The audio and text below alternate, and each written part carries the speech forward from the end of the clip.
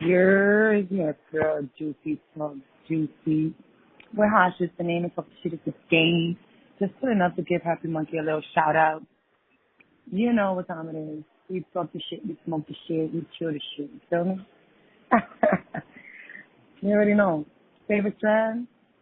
I like sativa, because I like being up. I'm out here. I like being active. The harbor, be having me sleep. You already know. Just pulled up. Get my voice on the line. Don't dub my shit, you heard?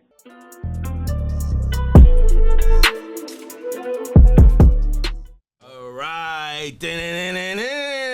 What's going on, ladies and gentlemen? It's Ramon Reyes, co-founder and creator of Happy Monkey. Y'all already know today it's actually Women's Month, right? So today I'm happy that we got a OG next to us, you know, and I know we've been keeping it up. You know, we've been talking a lot of OG talks, but we had to get, you know, the woman aspect of what was happening uptown. Like, this shit just didn't happen because just me and you, right? And people forgot that there was a lot of women that played a role in the legacy market back then. Absolutely. This industry was built on the era of the folks that we've been talking to lately. Evelyn is also a part of this era. So, you know, OG. She's a triple OG, so I'm so happy to have her here because she doesn't do a lot of interviews. So I'm so, you know, so this is dope. I think we're going to have a real dope conversation, ladies and gentlemen. But yes, today, everybody, if you don't know and you haven't checked it out, check out the New York Cannabis Times. And every platform that you can think of, this is her, our friend, the OG, Miss Evelyn. The building, baby. Yeah, man, this is dope, my sister. Because again, man, we had Kev here, Tito, we got Let Black. These are all different aspects of, you know, from 135th all the way to 215th, right? And now, you know, I think your story is missing and is wanted, right? Because I don't think people understand how far back you go, how deep you go into weed. You know what I mean? I think people just understand you as the New York Cannabis Times journalist, because you're not this dumb chick from Uptown. You're someone who actually, you know, who worked on their brain, right? You know what I mean? And you was shaking and baking with those who was shaking and baking. So let's be real here, like, you know what I mean? Like, you know, the block where you were at, you know, 174 and Audubon, we've had some of the people say that was like the cradle of like the first spots in Uptown history. So aside from your story, you know how this whole thing got developed. It blew up out of nowhere in the 90s. Yeah, it got crazy. Hold on, before we get to it, I know we got some highlights and we got some updates that we got to talk about. We got to make sure that everybody know what's going on. Make sure if you want to tap into the Happy Monkey team, we are hiring. So tap into happymonkey.com. Make sure you spell it correctly. Happy Monkey with a U. I need a day job. Yeah. We here, you want to man. get down with the dream team? We looking for real rights that want to hustle, want to be part of a new industry, new movement. What? Highlight us. You know what I mean? Untweaked resume. Yo. Absolutely. You know, we opening up on Dykeman for everybody who don't understand what's going on. That's Uptown in what area? You know, north of anything that you think of in Manhattan, because that we do exist up there. You know what I mean? Like this is the Bronx. This is not the Bronx. This is a part of Manhattan that people don't like to talk about, but we here. I also want to highlight that I think everybody, if you guys always want to keep updated with what we got going on, make sure you subscribe to the email blast, right? This is the info that we send out before we put anything on Instagram, before we put it on the podcast, before we put it on anything. This is the way we communicate with folks, so definitely subscribe to the email blast.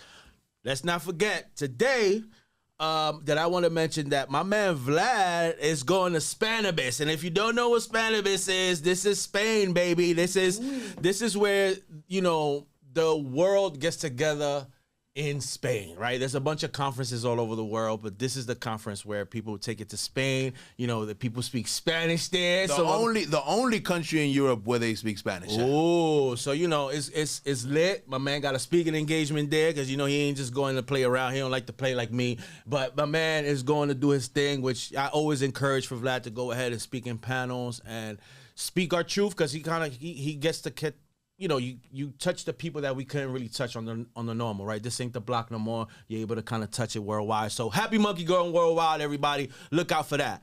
Now, did we miss anything, David? Let's make sure. The dates of Cannabis? Tell him, well, the dates of Cannabis when he's speaking. Yes, sir. And then also just mention the merch, you know, and the hotline and the artwork. Absolutely. Make sure you support us, because right now, until we open the store, what we are is definitely a lifestyle brand with this podcast and the merch. So make sure you support. If you can't, you don't got no money, support for free. Do all the subscribe to all the shit.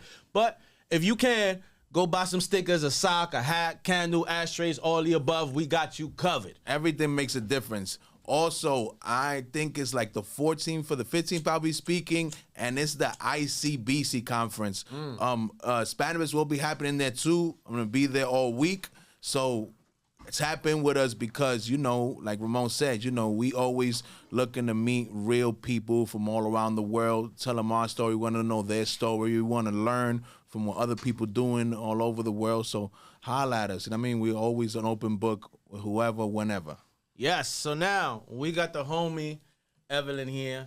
And let's start off slow. We gonna take it slow. We gonna take it light. And I'm gonna ask the question that I ask everybody when they come here, Give me your first experience getting high. Not selling weed, not going crazy to the thing. Just what was your first experience even with weed, right? Was it a joint? Was it a blunt? Was it some haraka? What was it? You know what I mean? Give me time, give me era, give me music, give me whatever you can give me. What grade you was in, whatever. I was 16, 15 to 16. It was in the schoolyard with my little brother. I was going to Kennedy High School. And they gave me a joint. One of my brothers, the elders, the elders from PS 132 schoolyard passed me a joint, Chino and them, and it didn't do anything to me. So I was like, fuck this. Yeah. I guess let's try it again. And then, about a year later, after I had lost 7 months experimenting with other things, so somebody said, yo, off my hierba, coming out of Acuario Encendido like vampires. Or you heard the smoke signal story. And they said, and it was a rap. You just gave me one. He rolled it up in a blunt. At that time, it was Phillies. He rolled it up in a blunt. Phillies. And we went to Manhattan, came back. We went to Landon C. Landon C. and 230th. Then they lit up again. They got some skunk from the 170s. And they lit up again. It was my first bout with green weed. Didn't have no seeds because everything else that I had seen with weed had a whole mess of seeds. My man, after that, that's it. That's when the love story began? Smoke signals. There you go. With the Indian all the time, like coming home with some Visine in the pockets, you know what I'm saying? Hiding it from Mom Dukes. Why your eyes like that? I have allergies. The allergies. Until she what was it, me. Evelyn? Was it a joint? Was it a Philly? Was it a Dutch? It was a Philly. The Aquario was a Dutch. The skunk that we got in the morning was an actual Easy Wider. Easy Wider. People forgot about the Easy Wider. That was that was a joint paper choice back then. That was the shit. It wasn't until 88, 89 that Jayu was having guys for holidays or birthdays or the 4th of July, Godfathers. You know what I'm saying? With the actual Godfathers. New Year's Eve, Godfathers, but everybody smoked in Easy Wider or Bamboo. What's the Godfather? Yeah, you got to tell the people what's the Godfather. Thank you for asking, my man. David, we got to thank you for asking. A Godfather is when you actually roll all the tobacco out of the actual cigar. All of it, and just stuff it. Yeah, instead of breaking it like this, you leave it in its form, right? And you basically, you roll it until things just start coming out and everything just start coming out, and you leave it in its form. You leave it in its cigar-shaped form, and then you stuff as much weed as you can in it, whatever fits in it. And back then, when they're talking about exotic weed, to fill that thing up, we talking about little $200, $250, $300 to fill that thing up, right? Yeah. Exactly. Yeah. Because that was you had to have your life together. You had to have your life a little bit together. You was a quote-unquote drug dealer. Yeah, for sure.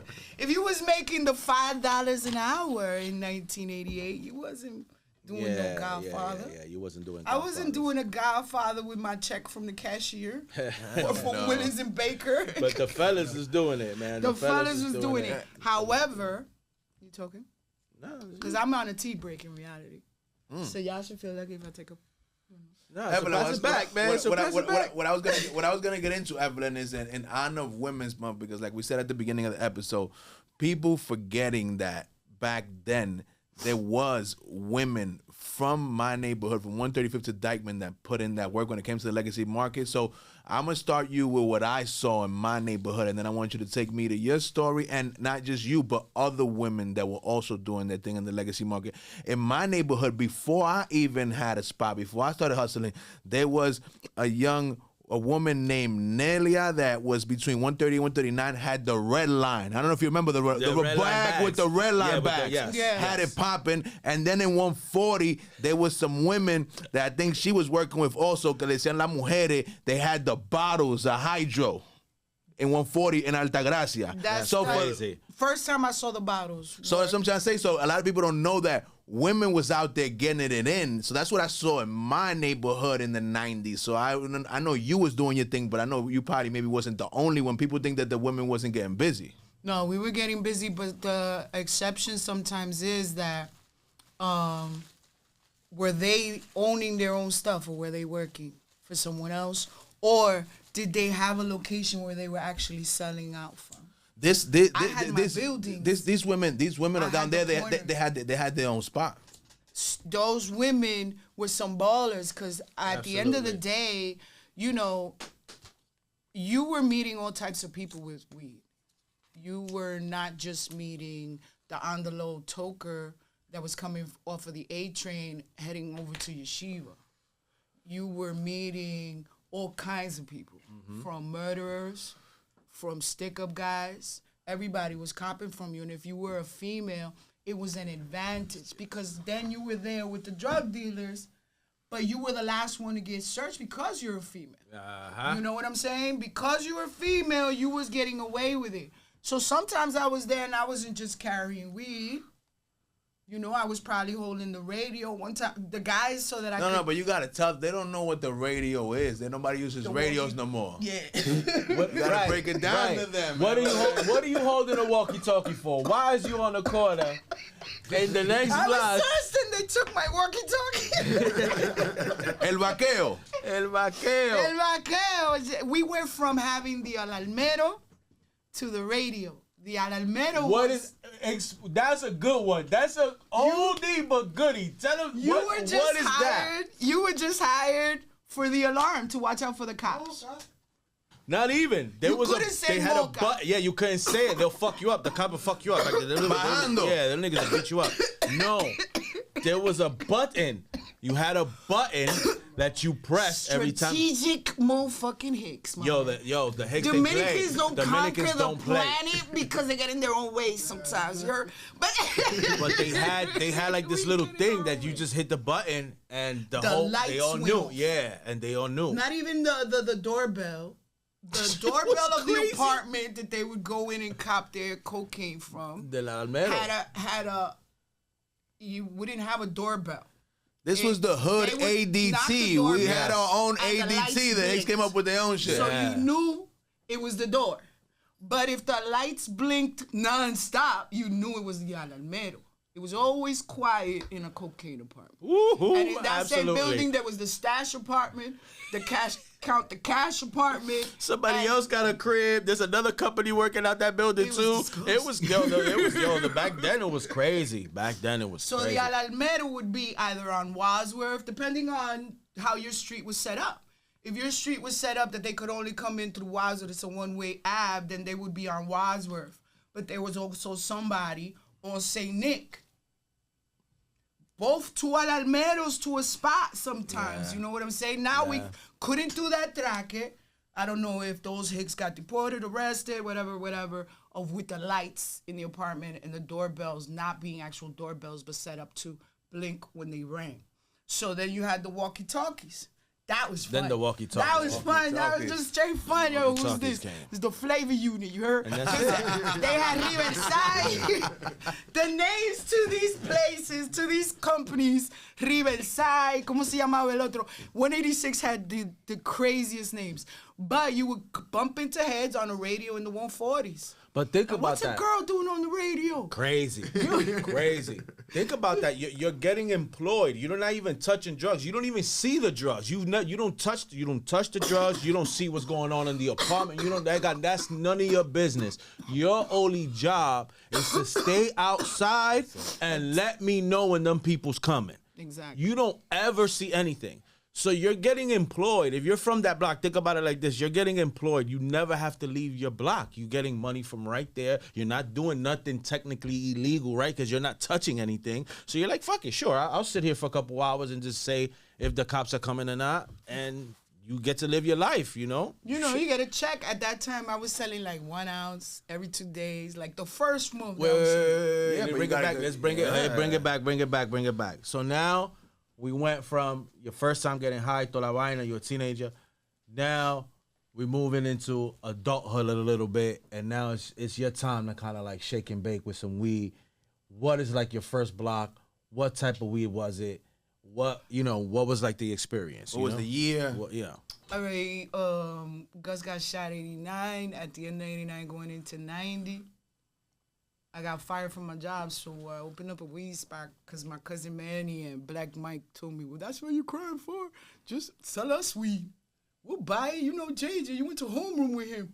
Yeah, it's true. So I said, you know what? Let me go to 186. Talk to Jay. He'll sell it to you. He'll sell it to you because he won't think that you're going to, Yeah, you're going to, like everybody else. He only sells ounces, quarter ounces, pounds. You know what I'm saying? He was connected with Mario and Rob, the Sherman guys. So they were all connected. They were all lead to Jamaica together. It was just like bromance heaven for you guys, right? Going to Jamaica, go get some weed, getting tore up, bringing weed back to the hood. You movie stars. So I come up to JJ tells me, for an ounce of indica, aka la tabla, it was $3.50 an ounce. Oye, because Tabla. It's me, manita, I'm going to leave it to you like that. $3.50 an ounce. Eesh. Boom. So I said, all right, that's my last check, yo. I was like that. That's my last check. I wonder how the unemployment checks. No, buy it with your unemployment check. No, I got to give mommy the last check. I bought it with my unemployment check. I waited, to go around and see what I could afford. The Jamaicans wasn't selling nothing to nobody. Dimes and 20s, what you need? But they weren't, the health food stores. You had to come to my hood. They was rocking. Yeah, the health food stores was rocking. Ruben and Papo Luca and Ruben laughed at me when I went asking for an ounce. They're like, yeah, Evelyn, no. White boy Kev, he just looked at me. He was honest, but he was like feeling bad and telling me, he looked at me, he goes, you're around the corner, little girl. And I was like, I said, I understand that. He didn't even tell me a price. I had been coming every day and asking the guys fruity for him. But Big Mike told me, yo, Ev, go to Kev right there. He just got there. I saw him in the 160s, and I said, all right, bet. So I go. And he was like, little girl, you're from around the corner. Can't sell you. Can't sell you my weed. And I left tight as a motherfucker. I'm like, kicking rocks. Dang, greedy ass man. I'm showing him. Right. I mean, no one wanted to sell to you. Back then, this back was then territorial. it was like that. Back then it was like that. But back This was like that, it was like that territorial. even with us when I was young. Like Me too. Like yeah, my brothers were in the loop, but all their friends didn't want to fuck with me when I was a kid. You know what I'm saying? They was like, no, that's this nigga's brother. Leave that nigga No, alone. specifically with the weed, like they Yeah. wasn't selling ounces No. and pounds to just anybody. No, and they wasn't selling weed to just everybody. Like you couldn't be 14 years old and go to the weed spot. You know what I mean? Because the weed spot were the guys from the neighborhood, and they go tell you, no, fam, you got to send someone like, what are you talking What about, are you little talking about, faggot? You know what I Chamaquito? mean? You Like, crazy? yeah, like what you doing? Like, You want me to get locked up? Get the Yeah. fuck out of here. So how do you finally get it then, Evelyn? Went back to 186 because I was shopping around for prices first, right? So then I finally get, in them days, unemployment checks didn't take that long, and they all came in one cantazo, and I was getting $563. I remember till now, $563 every other week. I was like, okay, Fuck we can it. do this. So now now we buying weed. Fuck it. As we long outside. as I got the mailbox key, we good. Mommy don't know I got fired. I can sell this weed. The guys, I don't even have to be out here all day. You know what I'm saying? I could wait for it because there was double shifts on blocks. You know this. Hell yeah. Double shifts, 24-hour yeah. cocaine spots on Hell the blocks. yeah. It was There was crazy. also brothels. Washington Heights had a lot of brothels. Everybody was copping. Sometimes I didn't even have to move from in front of a car, just sitting there 2-3 hours, or one custody would come and say, "Yo, there's weed on the block." What was the It comes first from thing? Newark. What was the first thing you bought? That first ounce? La Indica. I went back to JJ. I'm Indica. gonna stick close to home. Plus, I No, went. because earlier you mentioned tabla. I didn't know if they saw you the tabla. The Indica is tabla. Okay, so tell the people, because now you don't really see that no more. What was the tabla indica, and how did you? From the explanation I got, it was one because of the way they had to bring it packed up, right? Facts. And it was at least this thick. Mm-hmm. It was a big shipment. It was at least this thick, right? So And it was then, compressed. but they didn't compress it just like with anything. It was actually like an old school moon rock style compression. You know, they used an oil. They used a keef. Boom. And that would kind of kill the smell. So when you popped it open, the first tablas I got, when you popped it open, it was nice and green on the outside. It was nice and it was just, sticky icky, or sometimes it would come tremendously hard, like the shell. So now it's tremendously hard, and now I bought a dime. I bought a 20 from you. How do I make it soft so I could smoke I it? would do it for you. That's what made it But a trick. people I'll need to put it know in a what the. Yeah, they don't. blender. What? I destroyed scissors. I destroyed all of my mom's scissors because then she was. I remember how it was, but I want you to break Yeah, I it want down. her to explain. Yeah. Little beefs that me and my mom would have. Where's the scissor, Evelyn? And so she had these scissors that had these teeth. They used it in the kitchen. She didn't kitchen me, so I would cut it with that. And then when it started getting harder and harder, then I would just. Somebody told me to. Oh, JJ had told me sprinkle a little bit of water, like with your hands, like if you're cooking. Sprinkle a little bit of water, put that bitch in the blender. I said, you lying. He said, put that bitch in the blender. And I came home and I put that bitch in the blender. So I was making, I'd give you, 1.2 grams for $20. I wasn't even 1.2 making for dimes 20. because I didn't, he said $3.50. What the fuck am I gonna get out of this? I gotta get my bail money. This is how we're taught. Shit happens, I gotta get my bail money. And I knew that the faster you got rid of it, the more money you made. I was picking the perfect part of the drug game because it was detailed. There's money in the detail. So, boom, detallado. Yep. So, from then on, anytime I got some tabla, when JJ got into an accident, then the accident, DUI, deportation, for DUI, then now you're saying, where am I going to get it from? But I also still knew JJ's boys. That was holding it down now. He's gone. So I knew Mario, I knew JJ's boys, I met Rob. As the time went by, I met Rob, I met Laling. I already knew Froggy. Yeah, Daling. I already knew Leandro, Leandro. From Post. Boss. Because I was in homeroom with Leandro. I remember I went to Kennedy. So I had the best of all three hoods. I had the ill boys from 152nd. That's your area. Those are your brother's age. Mm-hmm. The same age range. So those were the ill boys was basically like the freshmen. They were hicks. They had money. And they were balling in the 140s, 50s. They had that whole thing on lock. And I knew some of the other hicks from the 144s. The Fania niggas from Dykeman. Niggas was getting money. I had already known. They was all these getting guys. You was in the though. loop. I was in the loop, and I didn't know, that sooner or later, these people that I had met Yeah, they throughout will life, become. Yeah, who they will become. Do you just know them? Yeah, there was one of my friends happens to be a person that they were gonna, and he's my brother. He was the one that was offered the $5,000 to get me picked up, because there was a spot in 186 owned by El Viejo, que en paz descanse, because you rest in peace. You pay for shit on this planet. So we saw him. He was an evil weed dealer. You know what I'm saying? And he had a coke, his coke business. Where was this at? 186, 186. between St. Nick and Audubon. Okay. Then another one that I'ma just call, he's an uncle, right? He's an uncle. He had the 177 spot. He was the one that told me, Evelyn, they shot your husband. He's dead. Here's $100. Tell everybody he's dead. They took me around the corner. They told me first he said, they shot your husband. He's dead because I just pulled up on Dykeman. I know where he's at. A detective left a card. So to make a long story short, they were all connected, So, but the viejo was, another thing. So he tortured me for a couple of months. And then the guy. He didn't want to sell you no ounces or nothing. Nah, he wanted to pick me up. Cease and desist. He wanted to old school cease and desist me. So one of the guys that was in the spot, the owner of the spot, said that he owned the spot and I was just managing it. If he had problems with, me, he had to bring it to him. So he did kind of like, yo, that's too close to my block. Yep. That's how it was. Like, that's too close to my block. I can't have her there. We got to talk about that.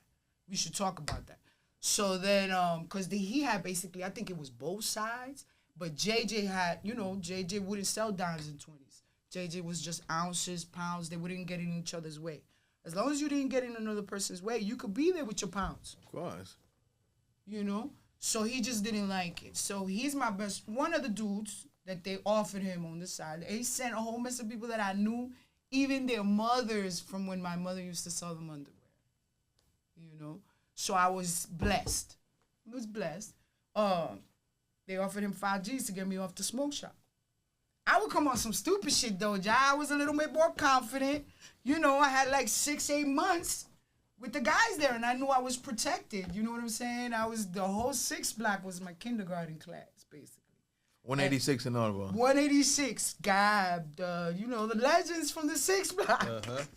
Hey. I don't have permission to mention their names. I tried to get Gab this morning, but I say, let me just... So let me tell you my memory of Tabla, because you mentioned it, but this is what I remember. I remember I used to go cop it in Post back then. Mm-hmm. And I remember I used to get a dime, and it was like a little brick.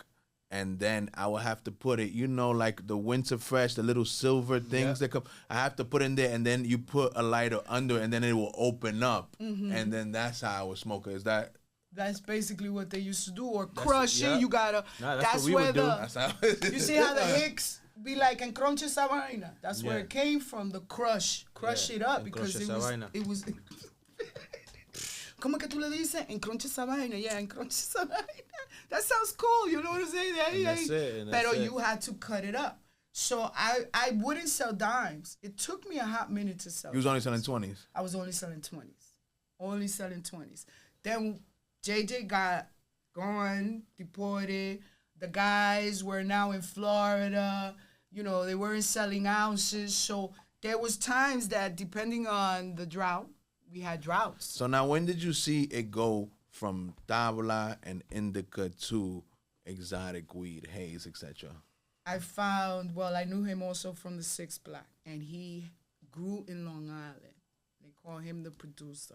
But when like around what era? It was 91. 91. Because my cousin got locked up in January. Fue entrando el año, and the producer was already selling, but it was, for you to get an ounce of that, you needed $6.50. $6.50. Yeah, ounce. no. Ese ladronazo, somos amigos, tú me estás viendo, somos amigos, manito, pero fueron $6.50. But there was nobody for an else. Ounce of Hawaiian. I remember that was the first thing you used to hear about Hawaiian. El producer me cobró $6.50. Later on, he saw that it was gonna, okay, I'm gonna do this with her. She's shorty from the block. So 91, we got Hawaiian now. We got Hawaiian. Hawaiian on the block. Pero of course you know that now we know it, but no two plants are basically the same, even if it's the same strain. Some even come out. I'm pretty sure that there's plants that, like, let's say, for example, Kev grows, that if he takes a little bit more care of it, it's gonna be a little bit more fluffier, more bubbly, more right? How you needed it to be in the scale. Of course. Because you were giving them 3-4 lines. 3 lines, 4 lines, lines, $10. 5 lines for $10 because I'm giving you 1.2 for 20. So you're getting, if it's tabla, once you put that in the blender, it fluffs up. So I'm good. Giving you that 1.2 for 20. But on a That was dime, normal back then. if I had to give you, it weighed too much. And that was before my time, right? Evidence, I want to ask you because I always heard the Hawaiiana era because that was the era before Haze. You give a breakdown like what that 650 joint looked like because I didn't get to see it because that was before my time. I was too much young. You see the bags now. The bags now, a whole ounce don't look like it fit in a Ziploc. Right. That's what the Hawaiian look like. The whole ounce would fit in the Ziploc. And it had enough air. You could put your 2 fingers, the whole, it was fluffy. Green, purple. So they knew that if you were going to do 20s with it, I didn't even think about apes. You know why? Because we had Ruben. So I, as a baller, we following Tony Montana. My man, I'm 22. I'm thinking I'm a baller. I'm thinking I'm Mary J. Blige. You heard? Dominican Mary J. Blige in that corner. We rhyming in front of the smoke shop. And you like one of the only females that's like respected in the loop. Yeah, because my cousin had a multi-million-dollar business. Sometimes you were seeing your boys getting locked up, and you had an acceptance of, damn. You know what? He was about to blow up. So for him to be taking flowers at a tombstone, we might as well go sign up for this federal visit. You heard? So you see it like that. And you ask what he had on him. He had a pizza and a soda. What you mean he had a pizza and a soda? Yeah, they got some recordings. That's what we always talk about here, Evelyn. And it's good you bringing this up. Like, you know, now people see, like, you know, this $6 billion industry, you know, that, you know, it's like, you know, everybody in the city smokes, you know, everybody got access to it, but people don't know, like, that era you're talking about, how many people died, how many people went to prison, how many people got deported to build this shit. For weed.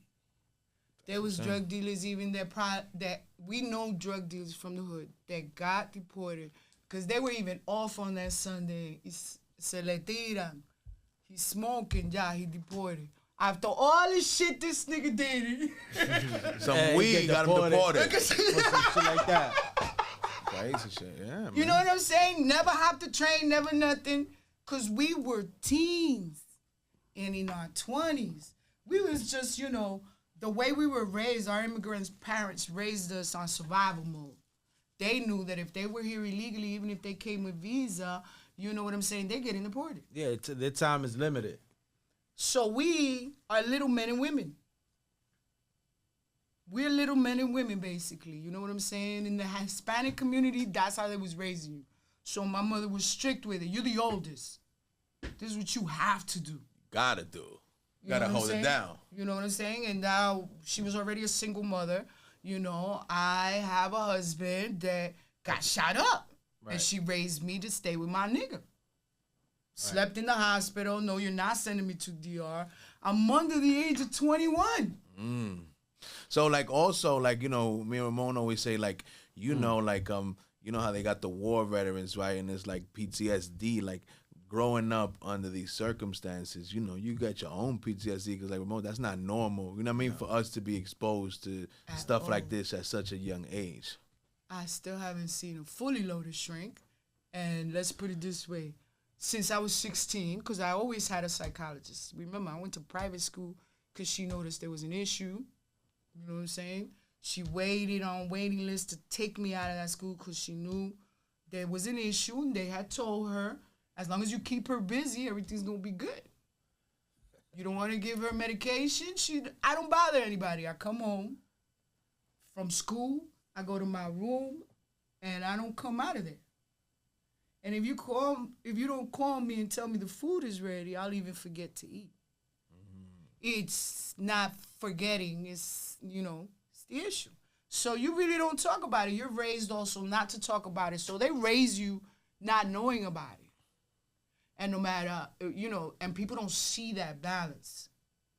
That's a balance. That's a gift because the trauma I experienced Then, I'm coming from Charlie's. I got like, it's 96? I got years selling weed there. Everybody knows What's me. Charlie's? Charlie's 185th, the pizza shop. Okay. I'm eating a pizza. I'm coming from 185th. I'm on the downtown side of St. Nick in front of the smoke shop in between 184 and 185th. That was the only weed spot there. No one could sell within that vicinity all the way down the block to Wadsworth, the whole four-corner radius. And I had my employees. So one time I'm talking to Grimes. That was my right-hand man. He worked for a cocaine spot. He was the scaler. He had his custies. But he would hold my weed. So he had a double employment. We grew up together. We went to school together. We danced. We electric boogied. He was working multiple jobs. Yes. So me and Green, we all got along. We knew each other from the 180s all the way to from the 150s, from 140s, because there was only we had State. The public schools, 143, State, the one in 164, 65th, por ahí. We had PS 189, we had G-Dubs. G-Dubs, man. G-Dubs is right there. My mother said, you're going to Kennedy.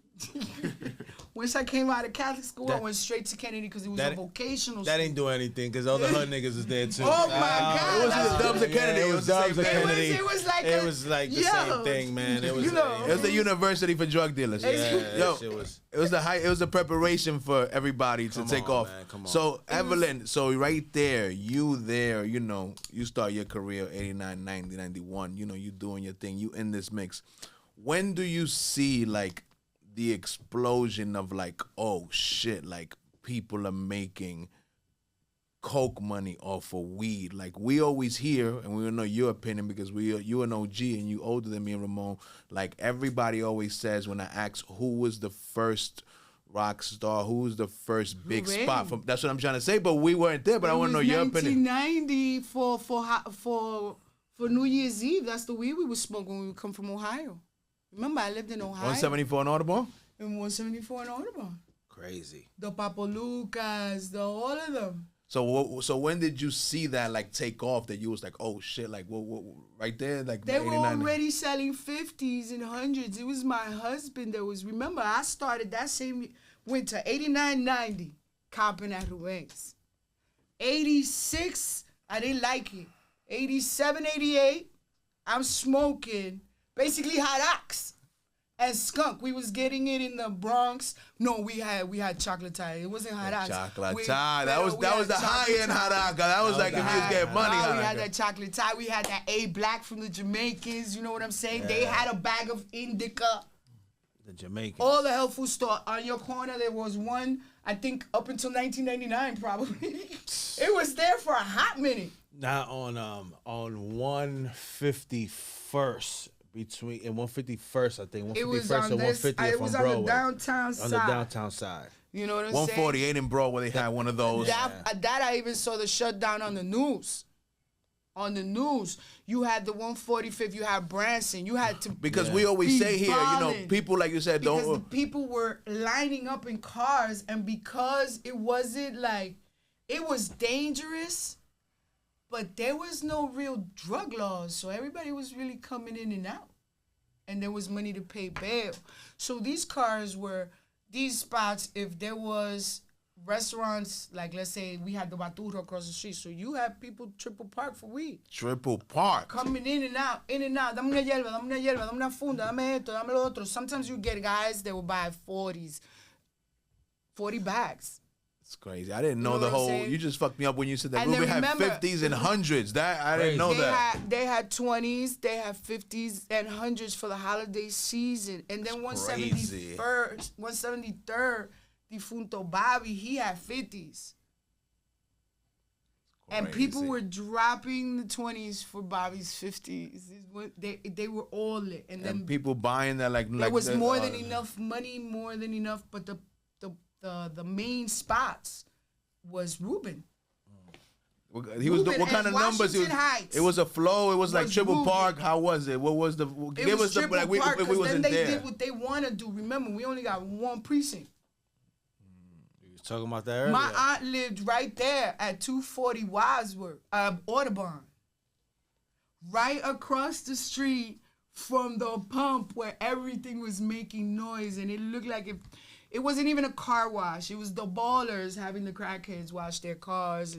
Ruben would give out $100 bills. Like, you would hear the bitches, yo, Ruben's giving away money and weed. What's up? What you mean he's giving money? Why can't I be around him? Because then he wasn't detallando weed to anybody. Like, let's say if he knew I was there, I'm pretty sure he did, but he wasn't paying mind to me. He wasn't. I was going to Ruben. Because we were raised on that Tony Montana law, you know, and don't get high on your own supply. I heard that shit is bad luck. So we're gonna follow all our wives' tales. We're first generation Dominican. For sure. We will follow our wives' tales to the last drop. You heard? We're not arguing in the morning. I don't want to hear your shit. In the morning, it's total silence until you get that dieta money. You hear me? Chill out. Chill out. Let that You man, was let coming that man, out. let that man go hunt. You know what I'm saying? So you was making your money. Okay, I'm buying the best weed for the block and for people to come and for the spot to get big. Because remember, I didn't want it to be more than 184 or 185 or 186. I didn't want it more than that. And before you know it, my cousin was calling me from jail. Yo, girl, I'm hearing your name up here, you heard? You ringing bells. Oh, man. Jail always finds out the information first, too. Punto Alberto was shot on a September evening, 1991. And he called me to tell me, yo, that's September 1991. And he was calling me. He got locked up in January 91. He said, yo, I'm hearing bells. But I'm not really thinking about it. You know what I'm saying? I'm hearing bells but he's hearing bells probably from the neighborhood cats. No internet, ladies and gentlemen. No internet. Telephone game. You know what I'm saying? No Telephone internet and at letters. all. No internet, God. Yo, if somebody passed by with a wank computer, you wasn't buying that shit. You was like, nah, man, I'm dropping. I dropped that shit in Kennedy, man. Listen, man. You, I know you remember this, Evelyn. When you was out there and like I said, you before my time, but I know even my time when I was young, and you had that beeper, people was walking around with their shirt tucked in with that the beeper, like boy. if you Sometimes even two had beepers. like if you had a Mac on you, you know what I mean? Like Yeah, and then there was like the next tail of the beepers. They would think you could hurt somebody with this. They would think. Then they came out a little bit thinner and thinner, and you know all those messages that you see on the wire. This was all true. Turn the beeper around, and it was a whole damn sentence. You know what I'm saying? And it meant something. Like, let's say that's how I started. When the guys from 186 wanted to buy my weed, 184, 3. So, because I counted Wadsworth is 1, St. Nick is 2, Audubon is 3. I don't go to Amsterdam. I don't know nobody from Amsterdam. So let's go. And they would beat me, and I would take them the weed. Since his 20s, me convenía. that beeper flow. Ya you wasn't hustling in Fulanito spot anymore. Now you was in another spot in 186. So now you're letting the guys know from 186 that I don't know. You know? You're letting them know, oh, the chamaquita. Tell her you know her because of 186. And after a while, the guys would say, yo, I come to the block and you never on the block. Oh, I was in 184 delivering. I was in 186 delivering. I was in 185 delivering. You know what I'm saying? I would Got go that all beeper flow. That beeper flow all the way to 188. And then the guys told me, nah, stay in one block. Because we're looking for you. You know what I'm saying? Y'all stay in one block. And I would listen to them. They're my peers. They're guys. That's the mentors. They try to put you on. I'm Jeffrey's big sister and I'm bringing home the bacon. They saw when I'm coming home crying because I got fired. They know I got a husband shot up in DR. I'm here smoking. No money. And we like, what the fuck? You know what I'm saying? They know I'm overwhelmed. So they would help me. And then I would keep it respectful. I'm not going to tell you there were many men that I would be like, yo, if you're going to fucking beep me for anything else than weed, you might as well lose my number. And if you keep on calling me, then I'm going to change my beeping number. I like doing that shit. I love changing the beeping number. That shit was fascinating for me. Changing the beeper number. Now everybody's losing it. Everything they told me, con el relajo, like and shit, that's what I was doing.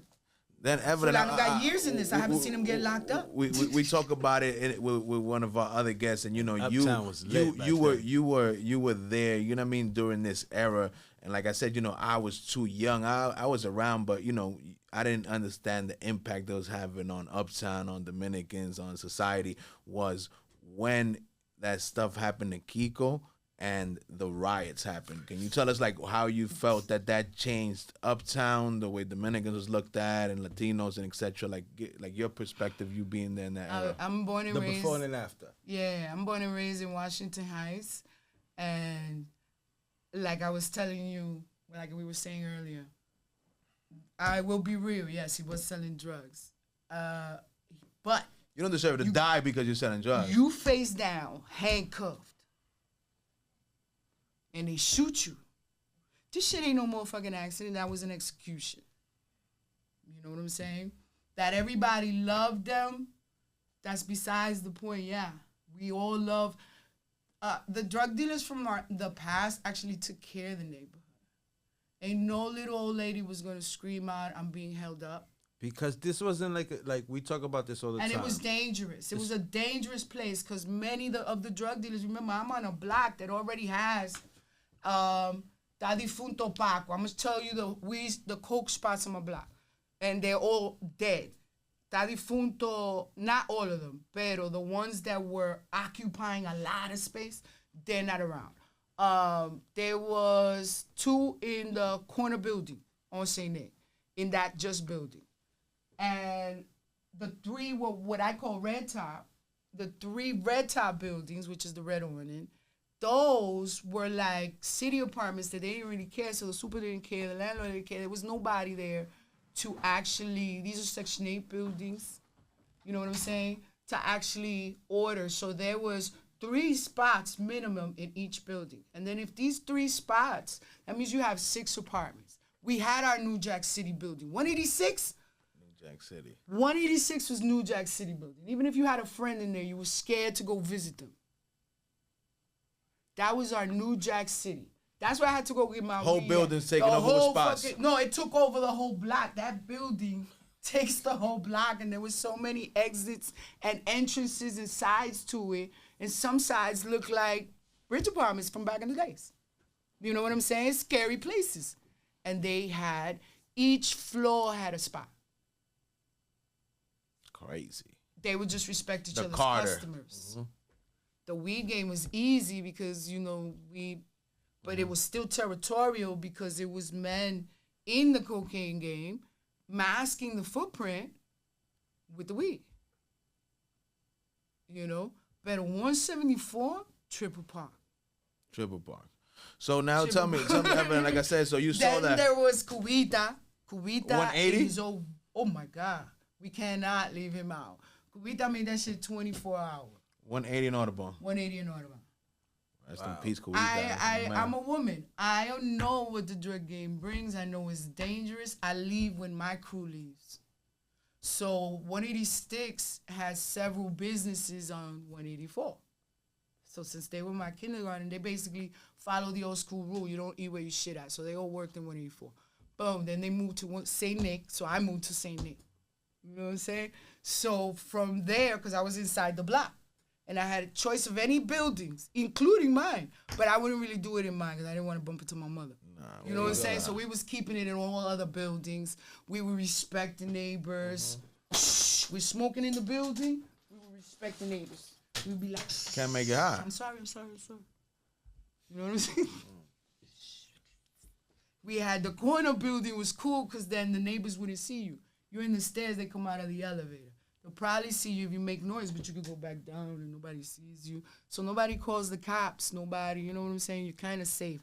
And then the drug dealers would take care of the vecinos. You would see the seniors coming up to drug dealers so they can get their lotto money.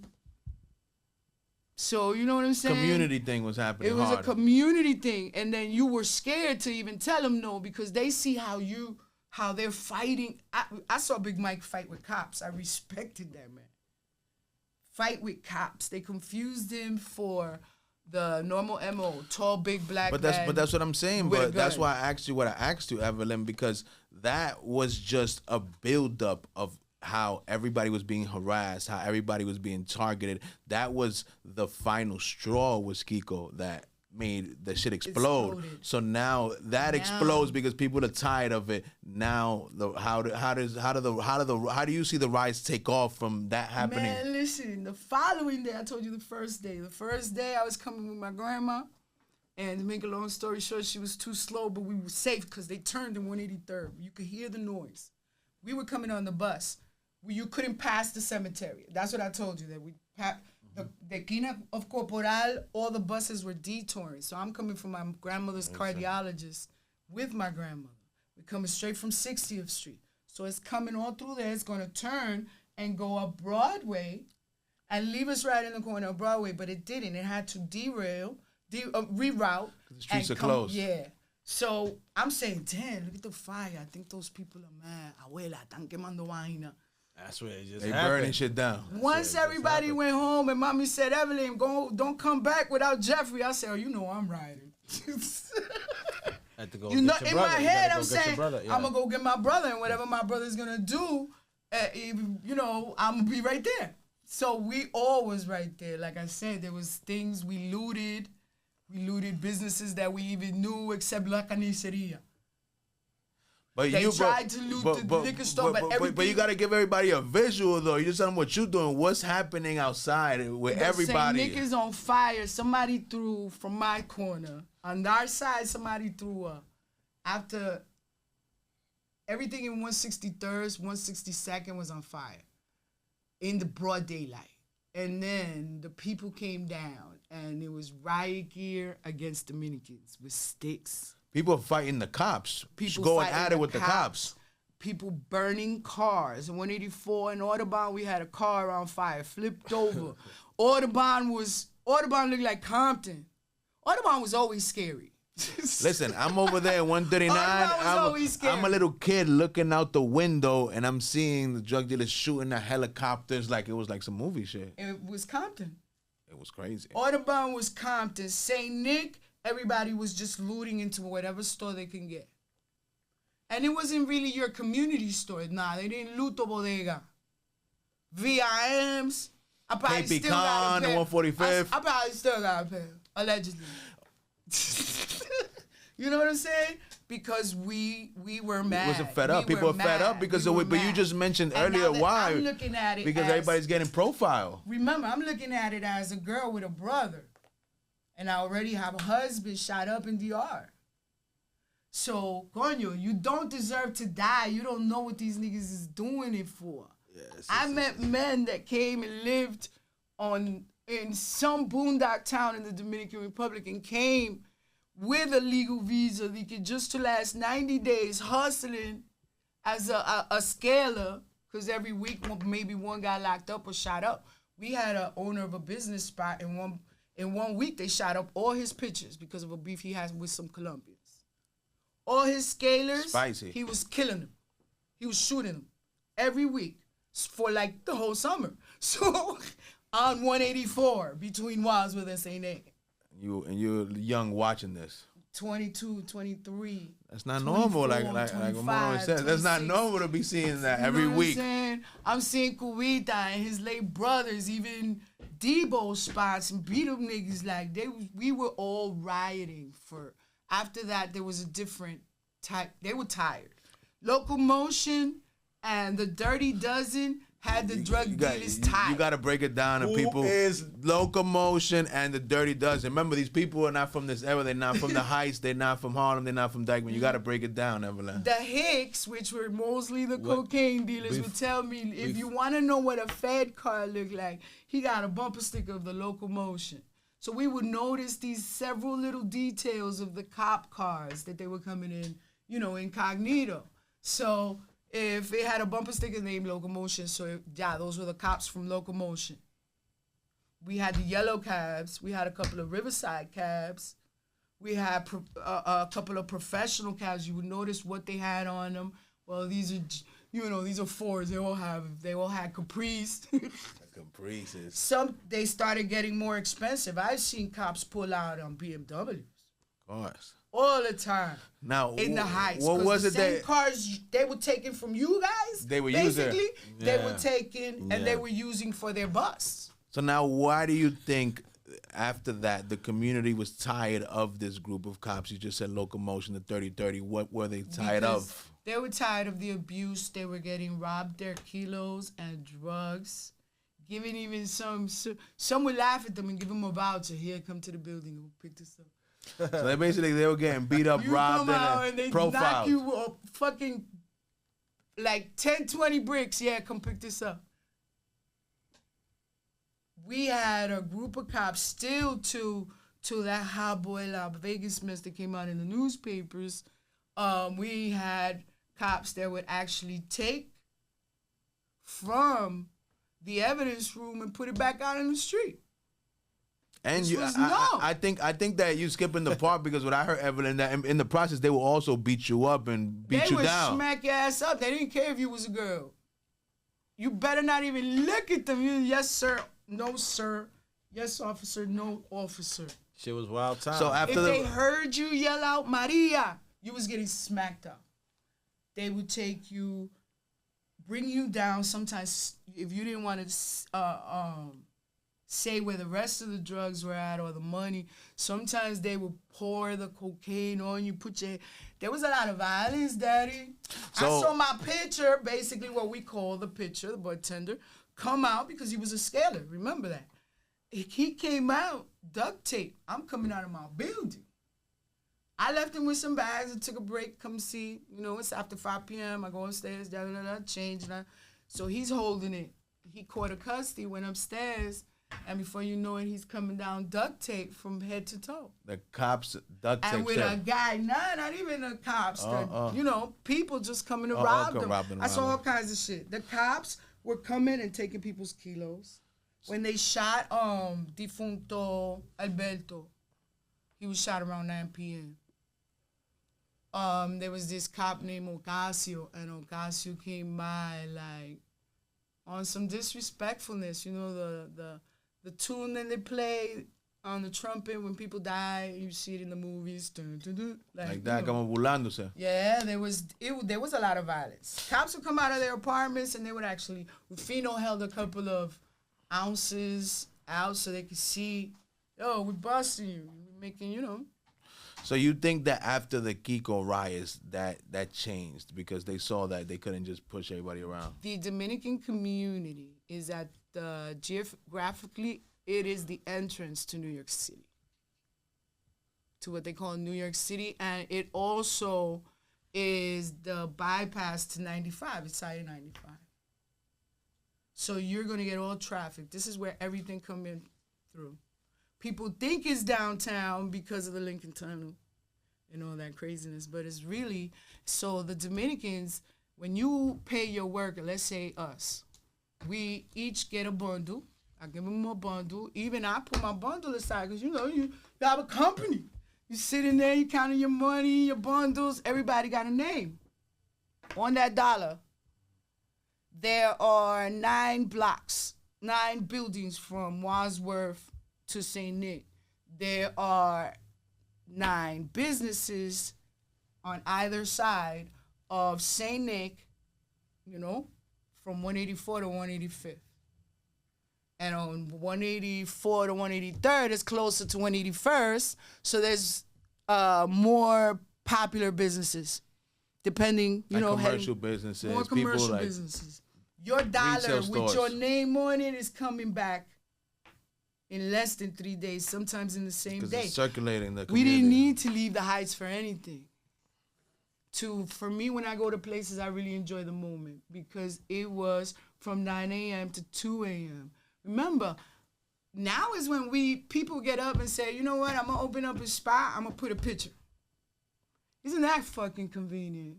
Fucking dead. I had to stand there I didn't start paying Grimy. It was like 96, 97. Yeah, you guys. He wouldn't take it. He would take, I just need this, if anything. Buy me a bottle. And we popping bottles today. You know what I'm saying? We popping bottles in St. Nick. So it was like 96, 97 that I'm putting out salaries. You know what I'm saying? Haze is Haze. I can imagine Haze is here now. Haze is here. Weed is a big market. I was listening to an interview with White Boy Kev. I don't know if it was this one or Good Pizza because I was catching up. But aside from everything, 174 never really lost its reign. There was just White Boy Kev, Cubita, It was 187 for a hot minute. Then they moved. I think they had some beef, whatever happened there. And they went to 188. Then there was 189. It started growing. It was Gab. It started heading towards my high school friends up in Dykeman. And from my husband's friends also up in Dykeman. So it started growing. By that time, it's like 1992, I wouldn't go to Dykeman because I knew, I could go to the post spot, but damn. You know what I'm saying? I could bump into heads that has a whole lot of other problems. And back then, people don't know. Back then, you couldn't just go to every hood like that. That's so not bad. My nigga, we wasn't going past one. No, we wasn't going down Snake Hill unless we were bike riding. There you go. And then we would come back up Broadway. You know what I'm saying? We would respect. I knew everybody in Post by the pizza shop in your block, because that's where you're putting up the dispensary, right? Your block? Dykeman. Yeah. So Evelyn, so now you are triple OG. I'm glad it's Dominican. You watch all this happen back then. Now you were able to grab this new era with the internet, and make your mark also with the New York Cannabis Times. Tell us, what was the epiphany and the moment that you said, yo, now I gotta evolve? Because you know what they say, you either change with the times or you get left behind, but you change with the times, literally. True. Created a new movement with the times. It was my school. Like I said, I wouldn't leave the block, literally, not even to the movies or anything like that. The whole 7 day a week. There was a time we was taking Sundays off, no gangbanging, up until 7. When the drug dealers left, I left. If they shut down at 11, I was shutting down at 11. So the transition is somewhat like I had Barnes & Nobles. I would buy the Dummies Edition version when the crackheads passed by one day and had a laptop. Yo, they selling it for $3. I said, word? Hit him up. Let me get that shit. Went to Barnes & Nobles, learned about things. I went to school. I didn't come from a broken home. I came from a strict Dominican family. I'm very proud. I try to work as hard as I possibly can to make ends meet. That was the sole purpose of it. And the transition was, you know what, I could put my experiences with the weed, because we used to say, so what's going on in the G times this morning? We used to, what's going on with the G times? The good times, the OG times, because say niggas full of G's. This was the boulevard. This is what we call it. This is what boulevard, el boulevard. Everybody would pass by that St. Nick. I was a St. Nick girl. It's a very big area to bake in on. So I was blessed to be put there, educated there, in both ways at the same time. I had OGs that worked for the city that would be I got 20, you go to 174 and we get a bag. Okay, I'll go get it for you. I got 10. So that means, I'm not going to let this man purchase a weed for me. I was raised also, don't, you know what I'm saying? No handouts. No, bring your money for your... No handouts. For your vice, you gotta have your dough, you heard? You gotta have your safe money, it is no bullshit. So I would listen to that and I would say, okay, let me go smoke with the OG. In the transition of now being a weed seller, so I was also raised in that manner to notice the community. Our dollar doesn't leave our hood. These officers got a decade killing us and we don't do nothing. Because imagine before 1989 that I didn't know. Before I stood in that corner for 16 hours. How much more abuse and all that? I was just noticing now because this is my era. I'm 18, 19, 20, 21, 22, 23. I'm watching this, you know what I'm saying? El difunto Candid, they killed him on 144. He was one that came out. Yeah, he was. I heard skied up and came out. Got it up. Outside. You was outside. That's the whole thing. It was tired of the abuse. Tired of the abuse, so they burnt down the hood.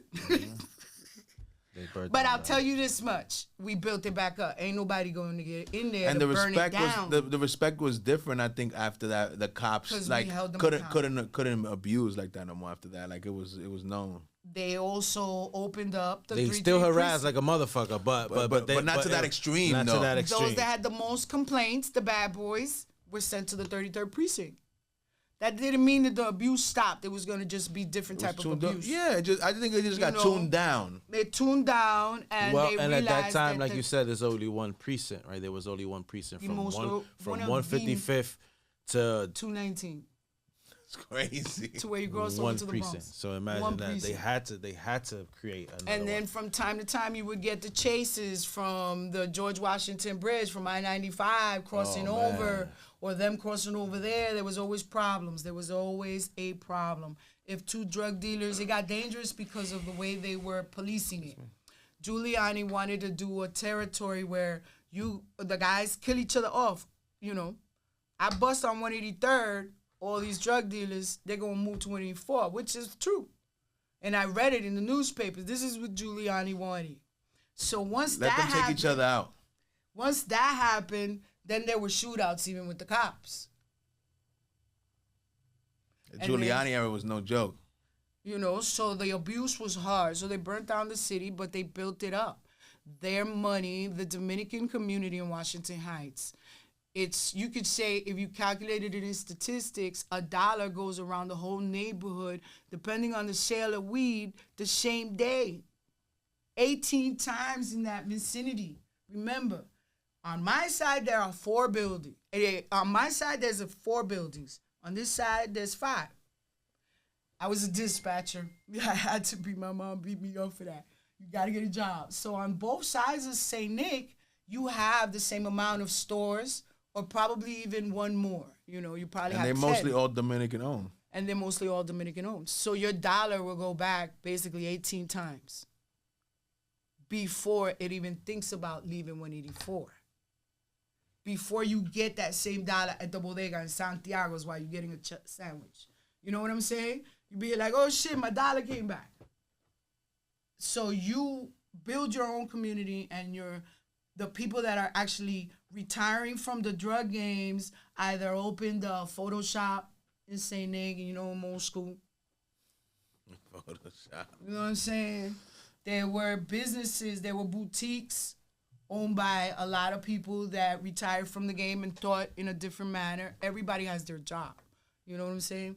So you would see that. You would see the transition after that. There was total respect for and the that's Dominican community, and the community in itself changed. Even the drug dealers. So now there was more checking. You couldn't come to a block and make too much noise with your car. It's too hot. There was no way. There was more order. There was no way those little kids is gonna jump that female. I don't care if she from the block and I don't speak to her. They're not gonna jump her, not on this corner. They're gonna one deep it. 5 minutes in the basement, but we ain't letting the neighbors get hurt. They're keeping the dollar coming. They're keeping the buildings clean. Everybody's paid. Everybody's happy. If there's any real beef, it's among their drug deal businesses. But no civilians is getting hurt because of shit that's happening in the streets. That's not true. Because rest in peace, Tito, Clint's brother. He was coming from school. I went to Kennedy High School with Tito. He went out in one of the girls that was in my homeroom as well, and he got shot coming from a basketball game. Coming basically from Kennedy, because he was one of the Kennedy's all-stars with his basketball. Clint was a famous drug dealer also, not even in his, probably, if I was in my teens when Tito passed away, I was in high school when Tito passed away. Crazy. I was in Kennedy, so that means I was like 17, 18. So there was also good kids that had nothing to do with the other business that was going on. Those were blind bullets because they were having a shootout either with some stick-up guys because there was danger. There was a shootout on St. Nick in front of Charlie's Pizza Shop in 185th that I had missed it by seconds. Broad daylight. There was a woman that came out in the newspaper. She got hit like in the thigh area and in her thigh area. And I think that she was one of the like regular custodies from the guys in 186. You know what I'm saying? There were people, the Bridge Apartments stay having murders. The Bridge Apartments. The Bridge Apartments. The Bridge Apartments are those big buildings like... The Bridge Apartments were basically like the Dykeman houses. At first, even you would have floors that belonged to the foster care. One of the guys from 186, which was... he's still alive, but I'm not going to... Like I said, I don't have permission to mention his name. He had a little sister in the system, and they were basically in one of those foster floors. You know, there was a lot of... it was our African-American Harlem, basically. It was beautiful because the view you got is priceless. However, it was a very dangerous area in the Bridge Apartments. It was poverty. Most of our ballers, they were either Hicks or even African-Americans from that area. They had it on lock. Bridge Apartments, they had it on lock. Dykeman houses, but you would have also the community guys that they knew the guys from Dykeman. I remember Halloween, they would pick up guys from block to block to block to block to just go stand at the Snake Hill and bomb everybody in Dykeman. Like they had yearly wars. I'm 53.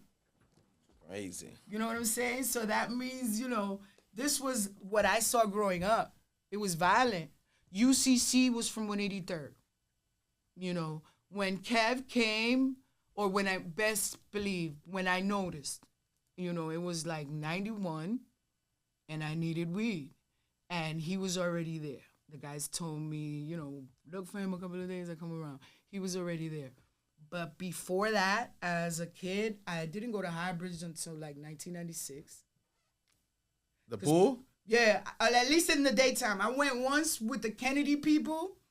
It was like probably 1980. So you couldn't go to the public pool? I wouldn't go to the public pool. Why it was not? Too dangerous. The public pool was dangerous.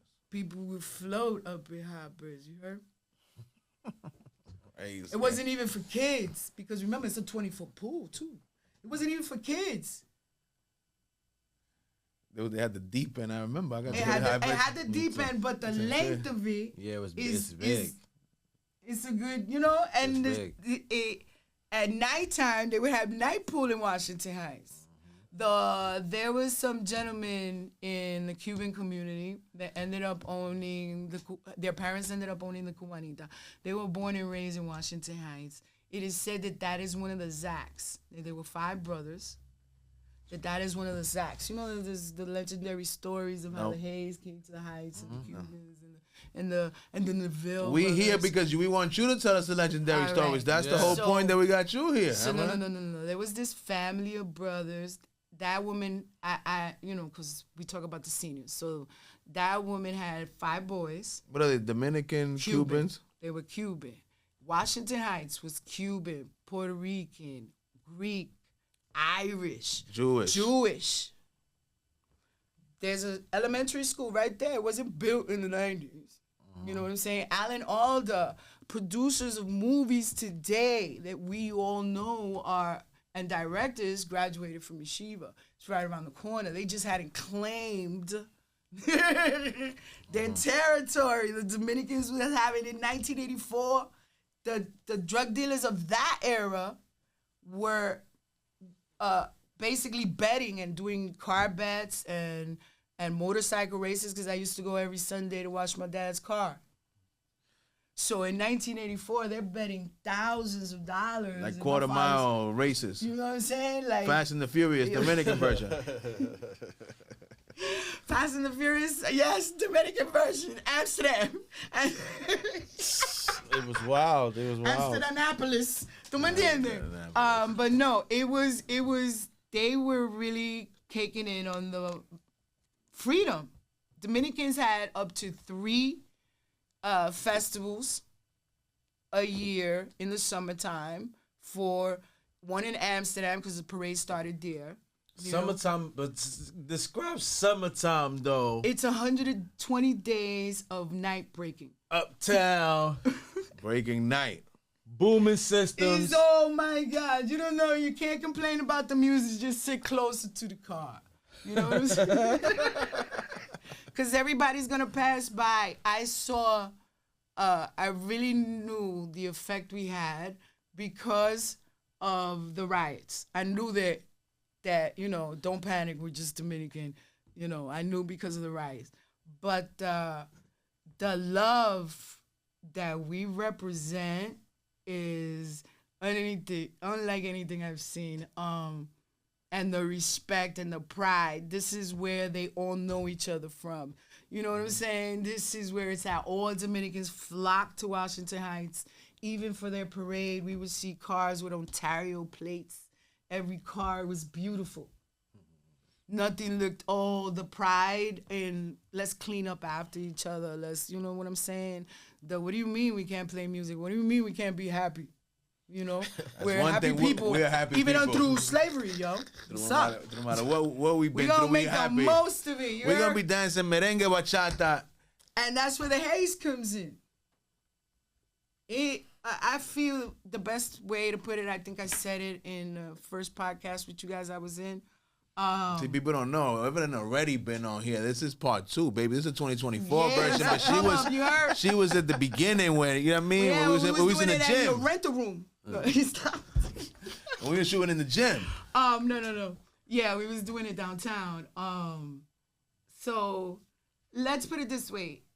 The Haze helps you see, or cannabis in general, lets you unsee that which you can't normally see in regular circumstances.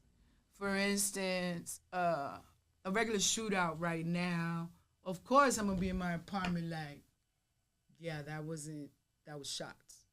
Like you could even tell the difference sometimes, or the change in perspective of how united we are, how productive they are.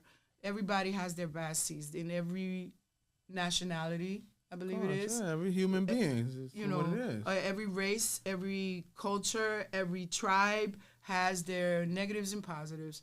I'm not saying that we don't have anything negative. We do. As a people, we have our flaws. But if there's anything cannabis does with Dominicans, I think it balances their multitask ability. And the ability to say, you know what, yeah, I got this problem, but that's me. Because I was standing in a corner with guys that were able to beat their childhood friend's dad to death for some minor shit. Minor shit. You know what I'm saying? But at the same time, probably if he had smoked before, looked at things different. There were a lot of undiagnosed born American Dominicans. You know what I'm saying? Of course. A lot of undiagnosed. And there's something in that Haze, and it's only in the Heights you can get it. We had Cubans born and raised there that had connections with other Cubans born and raised in Florida. We had this bridge between our African Americans, even our white folks, because to go to the A train, I was in a perfect spot. To go to the A train, you gotta come down through 184, right? Yeshiva is 185th and all Amsterdam, so they gotta come through 184. If they're cool Jews, they'll come looking for weed at the smoke shop when they come to get their cigarettes and their Dutchies and the bamboo. You're coming off the bridge, either one bridge, Cross Bronx, FDR, Henry Hudson, and you're stopping at the smoke shop in 184. So you're positioned, depending on where you're at, you're positioned perfectly for whatever. I'm not too far from danger, but I'm also a little bit safe because 5-0 is right there. But normally we saw that wasn't working. You know, they would even take their time. If there was a shootout, they wasn't coming right away. They wasn't coming to save it. They like the movies. I thought they was jumping in. Why you call 911 a long time ago? I thought they was jumping in front of the bullets like the movies. Nah, my man. The coolest cops we knew, they were probably the dirty cops. Like the cops I threw snowballs at. And they would stop and catch me and throw snowballs back. Or we had cops that you would see probably the night of the Yankees winning for the first time. That was crazy. 96? Oh my God. That was wild crazy. That was wild crazy. We married J Black. You heard? Oh, so man. I'm watching it from outside. Did not see two sets. Everybody was watching it from outside. Stop and bomb each other with eggs. Hold on though. How was you watching it outside though, right? Because remember, there ain't no flat screens. There's no, you remember, right? Because I remember how I was watching. So how did, but what does that mean, right? I would go in and out of the Baturo. The Baturo had the windows, and they had the Yankee game right there. Baturo was iconic. All the Where was that at? Where was that at? 184 in St. Nick. 184 in St. Nick. Between 184 and 185th. We had ball players that would come. We had boxers that would come. We had real ballers eating at Baturo, Cuban-owned. Crazy. And they themselves were a weed connect, and the other thing connect, and the other thing connect. They were the whole artillery too. Them Cubans there was a certain set of Cubans that had shit on lock when I was coming up. Remember, I'm born in 1970. Cubans was there before the Dominicans. Yeah. We were the one that gentrified the hood. Of course. We took over. We went crazy. We went crazy. From not knowing. We Dominican-fied the hood, David. Exactly. We went from not knowing when elections happened in New York City to knowing when elections happened in New York City because of Dominicans. They just pull up, let it be Adriano Espaillat, let it be any one of those Daves. But look at that. Let it be Adriano Espaillat, let it be anybody. You know what I'm saying? That's a good. That's I'm from the hood. That's the best example. Dominican immigrant to this day is the only immigrant to be in Congress in Washington D.C. So you can see how much they was coming out to vote. Exactly. We coming outside. They're voters. They're avid political people. These people will shoot each other. One of the most dangerous times going to the Dominican Republic, even if you're a drug dealer, is during elections. All Americans, Dominicans are told, yo, you guys to go home. You know, it's election season. Right? So wait, because I know you go off on any subject that we go on, and that's not what we gonna do here today, right? We want to make sure that Evelyn gets her flowers today, so we want to make sure that we talk about Evelyn's accomplishments. That's why he asked you about New York Times, right? Because now we're taking all these stories and memories and current situations that's happening, and you're like, fuck it, I'm gonna support what's happening here, right? Because what happened with us, right? And I'll give everybody a situation that happened with us, right? Because before this, we met Evelyn genuinely. Yeah, on our own, right? Authentically. I don't know. We gravitated to it. Right? Cool. Yo, oh shit, you from Uptown? That shit goes, shit changes once you say Uptown, right? I was stalking you guys because you had some funky ass parties. But the truth is, like Evelyn, I know that you're a media person and you're a reporter, but Ramon just said it. Today, it's not Evelyn, the media, the reporter. Today, it's about giving Evelyn her flowers, and you got two people reporting on you and your success and what you done in the game. That's what we want to highlight. Absolutely, man. And at the time, and there still isn't really much. Nobody from Uptown that was kind of stepping into that lane, right, and kind of like supporting us, right? Because you remember we was kind of like, we kind of was just doing our thing underground, and you kind of came, right? And then we had this boat party, right?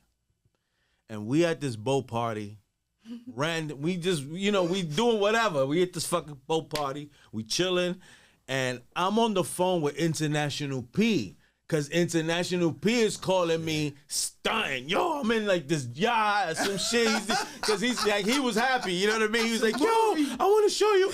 And we by the Statue of Liberty, and I'm like, yo, look, I'm by the Statue of Liberty, so we're having like a good video time, right? We talking shit, but I hear somebody calling, yo, the guys from Happy Monkey, and I hear Happy Monkey on the mic, right? And it's Chloe. Yeah, right? Chloe Villano. So it's Chloe Villano. Shout out to Chloe Villano. So I run upstairs, and I see, when I run upstairs, I see everybody look at me, boom. and I see like pictures flashing, and I get stunned. I don't know what's happening yet, right?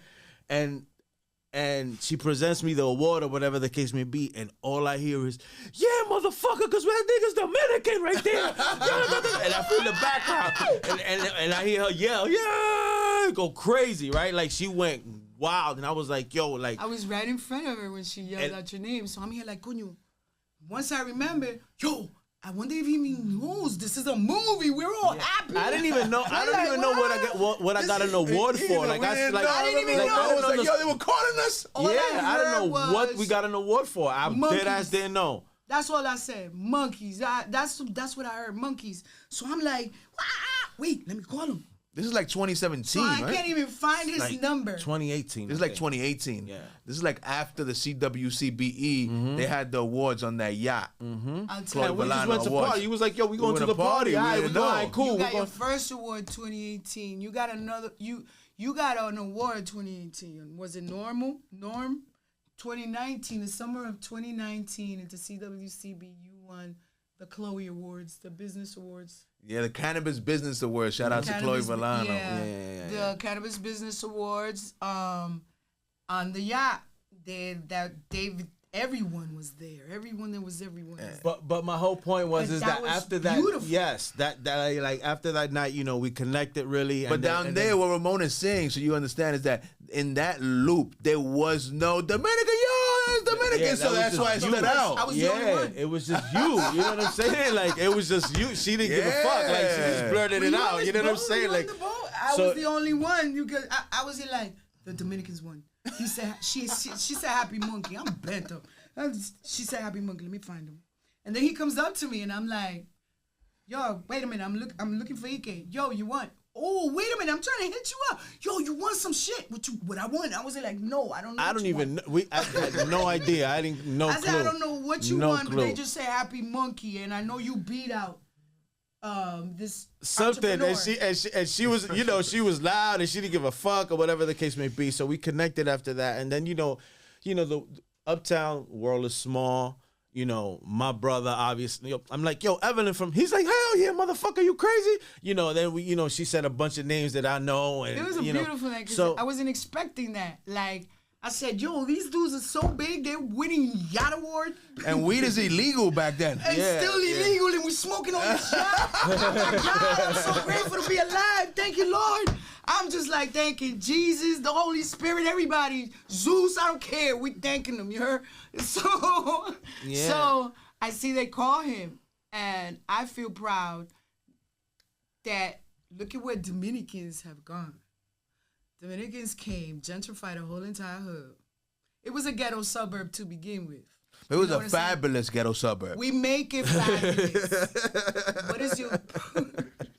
What is you talking about? We make it fabulous. We bring that spice. And I was like, the spice came to, oh my God, the smoking world has Dominicans winning awards. Con ma fe. No, we are not leaving our dream behind. Yeah. We got to write about this. Why? So from time to time when I'm not having writer's block, not only did I learn survival skills, even education, classes that I knew more answers to global history stuff because of what I learned with these old school Dominicans. Some of them were even PhD out in the island. But they came to do a job. They're going to do it to the best of their ability, and they're going to send it back home or do whatever. Or if this becomes their community, they're going to reinvest it in their community. So if you abusers, we're going to tear this bitch down. We're going to rebuild it. You're not going to do anything about it, and we're going to still party. Okay? Yeah. Because we can, and we work mad hard. And we're happy people. Yeah, we're happy people through slavery. So I want to tell this story through the eyes of a girl that had to portray androgynous, no gender. You know what I'm saying? Because you're going into a male-dominated world, and this is just me, and I can't be. You're coming into a male-dominated world, you got to bring your employee handbook and know that there's also a dress code. So depending on how your impression is what you're bringing to the table for the business respect, the business end of it. And I feel that we as Hispanics and as community, we have the perfect face for it. It's like if I have to fire my mom, I will, because I go straight down to business. And we take that back and also bring the humor out of it, because who likes to work? But then we come as Dominicans, there's no one to tell that ghetto side of the story, that either non-colonized or colonized side of the story, that educated side of the story, that even traumatized side of the story. Because we as immigrants also got to see there's something that came in, illegally. And everything that's going on now is just a basic repetition, but with, different races. Different ethnicities, different cultures. Yes, exactly. So, when it comes to that, I feel that us as Dominicans, we take care of each other. We give back to the community. So I saw a different side. I saw brothers getting locked up for helping the community. Some of these businesses, there was a gentleman that was being chased. He was dropping thousands and bundles of dollars coming down St. Nick. He was being chased by the cops and the feds. And some of these Dominicans that were working outside in what we call the 99-cent stores, watching the 99-cent stores, were being blessed and picking it up and never coming back to the United States again. Because they came and got what they, you know what I'm saying? Or put a business right there. I know a whole lot of gray heads that are now the owners of the businesses that are in St. Nick right now. So now I bring you the New York Cannabis Times from somebody that did a whole lot of things that I may not be proud of at all. I'm grateful I have paid my dues and continue to pay my dues by giving back to my community. And it's beautiful to see that I could be with you guys, because at the same time, I'm coming in as another kindergarten student. Same here. I came in and saw you guys there. Like, I had been following High New York. I have been following Canna Gather. That was the beginning. I was going to these events, not for nothing. That was the beginning of the New York legal when it situation. first started. I went to Colorado for the first time, 2017.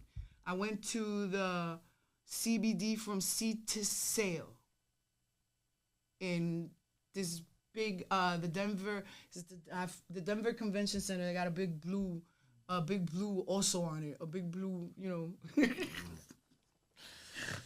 Yeah, because Colorado was the first. Colorado was the first legal state. And I was dying to go, so I went and I came back, jaw drop. This is a side of the industry I've never seen in my life. I was overwhelmed. When we thought there was, you never thought that was possible, right?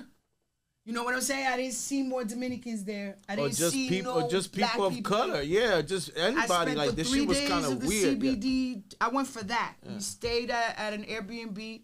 I saw the hospitality. They leave you weed. They leave you dab. They leave you this. And then I go over there, and then I'm learning so much. And I said, somebody got to write about this. Nobody knows this side of the weed. They used to call us peddlers. Some dudes wouldn't even be like. Some drug dealers would be like, they wouldn't even come and cop weed. And they knew they're buying mad bricks. They didn't even deal with it. You had no idea you was paying what?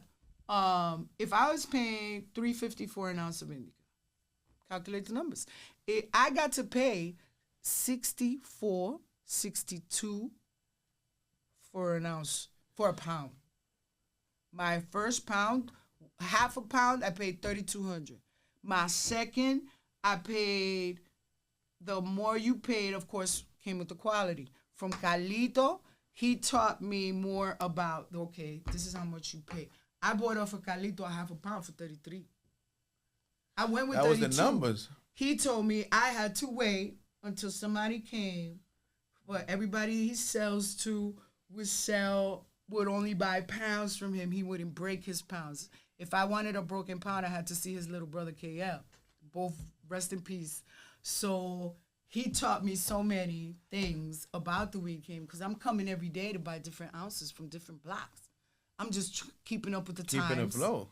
You know what I'm saying? I still haven't had that long of a time to go out and say, okay, this is what I'm packing. This is what I'm looking at. I'm just trying to make ends meet. I'm not even worried about it. But when Carlito sat me down, I said, oh, hell no.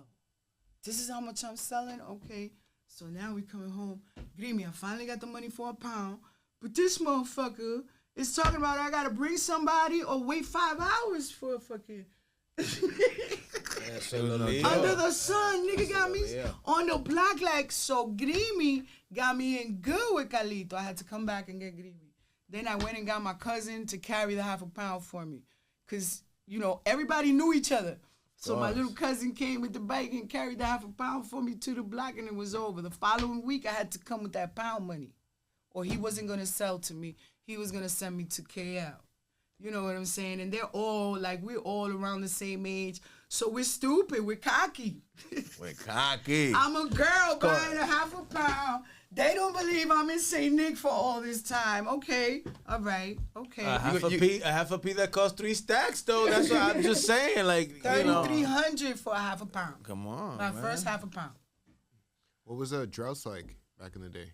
The drought. The drought is, I think growers. I'm gonna learn now because I'm learning from different people. I'm learning from the old school. I'm not learning from school. The drought is, I don't know, these assholes were all growing at the same time. I don't know what it was going on, but we would have up to 90-day droughts. Every what season? Every 3 to 4 seasons. It was every summer. Every summer, but wait a minute. We had summer. Every summer, and then it wasn't going to be flowing with some quality work until October. That's where you go. Until November. There was weed. You just didn't want it for the black. I can't come to the States with this shit. That premature shit. Yeah, we would have whatever. There was a sticky brown one. There was this golden haze crack. The golden haze was nice. I remember that little. Oh that was my nice. goodness. There was this golden haze crack that I liked it better than anything else I had ever seen. That was one of my favorite because there's several strains of haze. And I like the green. I love my green. You know what I'm saying? I love it, but I love my sticky, icky, old school, like golden crack haze. I love it. Mm-hmm. And of course, you know, there are Dominican growers, there are Cuban growers, but mostly these Dominican growers were originated learning from Cubans. Yeah. That taught them the trade. There are white growers. We didn't see White Boy Kev like White Boy Kev. We would differentiate White Boy Kev from, like, let's say my Kev. I have a Kev on the block. He's African American. He's Kev. And then there's White Boy Kev. You know what I'm saying? And then there were other Kevs. So you got to specify. Which Kev you talking about? Which Kev you talking about? You know, but at first when I came into the industry, he's just Kev to us too, right? But you got to say White Boy Kev to know which Kev you talking about. Out of the weed dealers that I would actually call White Boy was White Boy Pat. Oh, Pat. That's the homie from Uptown. I know Pat. OG from up there. He was up there like Sherman and up there. He was down with the Sherman. Yeah. He was down with La Indica. He was down with La Tabla. He was down with the pellets. They were all like, you know, there's this unity in the Heights that is unmatched. If you grew up in the Heights, that's automatically you're gonna embrace it. Of course, if I'm gonna embrace you, you're Dominican. You know, I'm a patriot. I love my people. But there was this thing in the Heights that if you know that third party, because there's 6 degrees of separation, but in Washington Heights it's 3. It's like half a degree of separation. I'm watching you guys be in the New York Cannabis Times, and y'all also gave me love. Like, I would share your stuff, your parties, your stuff, and y'all also gave me love. And then when I see a picture of you guys in Las Vegas, NJ Biz. Y'all went to Las Vegas, and I call Aleman. I'm here like, yo, I know these dudes, B. That's my man, too. That's my man. Yo, this face look familiar. I know these dudes. It's just a lot of dudes. He said one is from the 140s and the other one is from the, you know, Ike. You know, Tom. I was like, oh, my brothers, espérate. I know them because of Miguel and because of the respect, because of the history, that's because everyone is a star in their own right. You know what I'm saying? I did not recall whatsoever that they called you Glass. That's exactly. Everybody has a nickname, so I had no idea that they called you Glass. So the other day, they're like, no, because Glass. And I mean, like, fuck is Glass? But that's how it went, man. But to really back into you, right? So now. So I want to tell my people's story. We could go back and forth all day because I know we could do that all day in America, and we will if you want to. But now your New York Cannabis Times, you've done a bunch of stories. You've gone, up and down, left and right, bunch of situations, legal, illegal, everything of your life, right? You've done a bunch of interviews already. So out of all of them that you've put out already, and all of them that you've everything that you publicize, what story to you touches you the most, and what story you feel like needs more attention out of all the stories you've done and everything that you've put in? That's where I really, I'm proud of a lot of stories I put in. I think because they've been opening up several dispensaries, they forgot about codified card. Mm-hmm. Like New York Elite said one day, he learned a new word, and I did too, codified card. There should be more interest also in why the rates that Dasney offers for build-outs is unlike anything you've ever seen, even if you go to the bank. As a middleman, they're making $200,000 off of something that the guys have proven that the build-outs. I still feel, they're opening up. I still feel they should probably answer their emails, because if they, OCM should speed up the process. And if they are complaining that we're new at this, start looking at what the other states are doing when it comes to the trials and tribulations that New York State is going through right now. They should just open up the floodgates, facilitate this application process that they have. If they have to hire new people with the kind of budget that they're running with, they should do it. I feel that we forget about the business aspect of it, and it is something that is going to move the economy. At the end of the day, it's fucking drugs. It's going to move the economy. It's being looked at via like a liquor applications, kinda, with exception, because I didn't have no problem applying. But I see that the process of elimination to any other issue could be in just the process of opening up. New Jersey just went over the 2 billion mark. So you're saying that for them to codify card and make sure that all these people that were... the injunction is lifted officially after April 24th, was it? I have it updated. I've been going through a couple of things with the site, that. But I feel that they have to find ways to grant more money as opposed to making you guys go through the loan process. There are grants, but they're not high enough. What is that going to do to a build-out? And I was looking at the grant process. So you're saying that, in your opinion, Dasney is not the best option? You feel like there's predatory practices going on? There's predatory practices going on in both states, but one state is handling a little bit better than the other.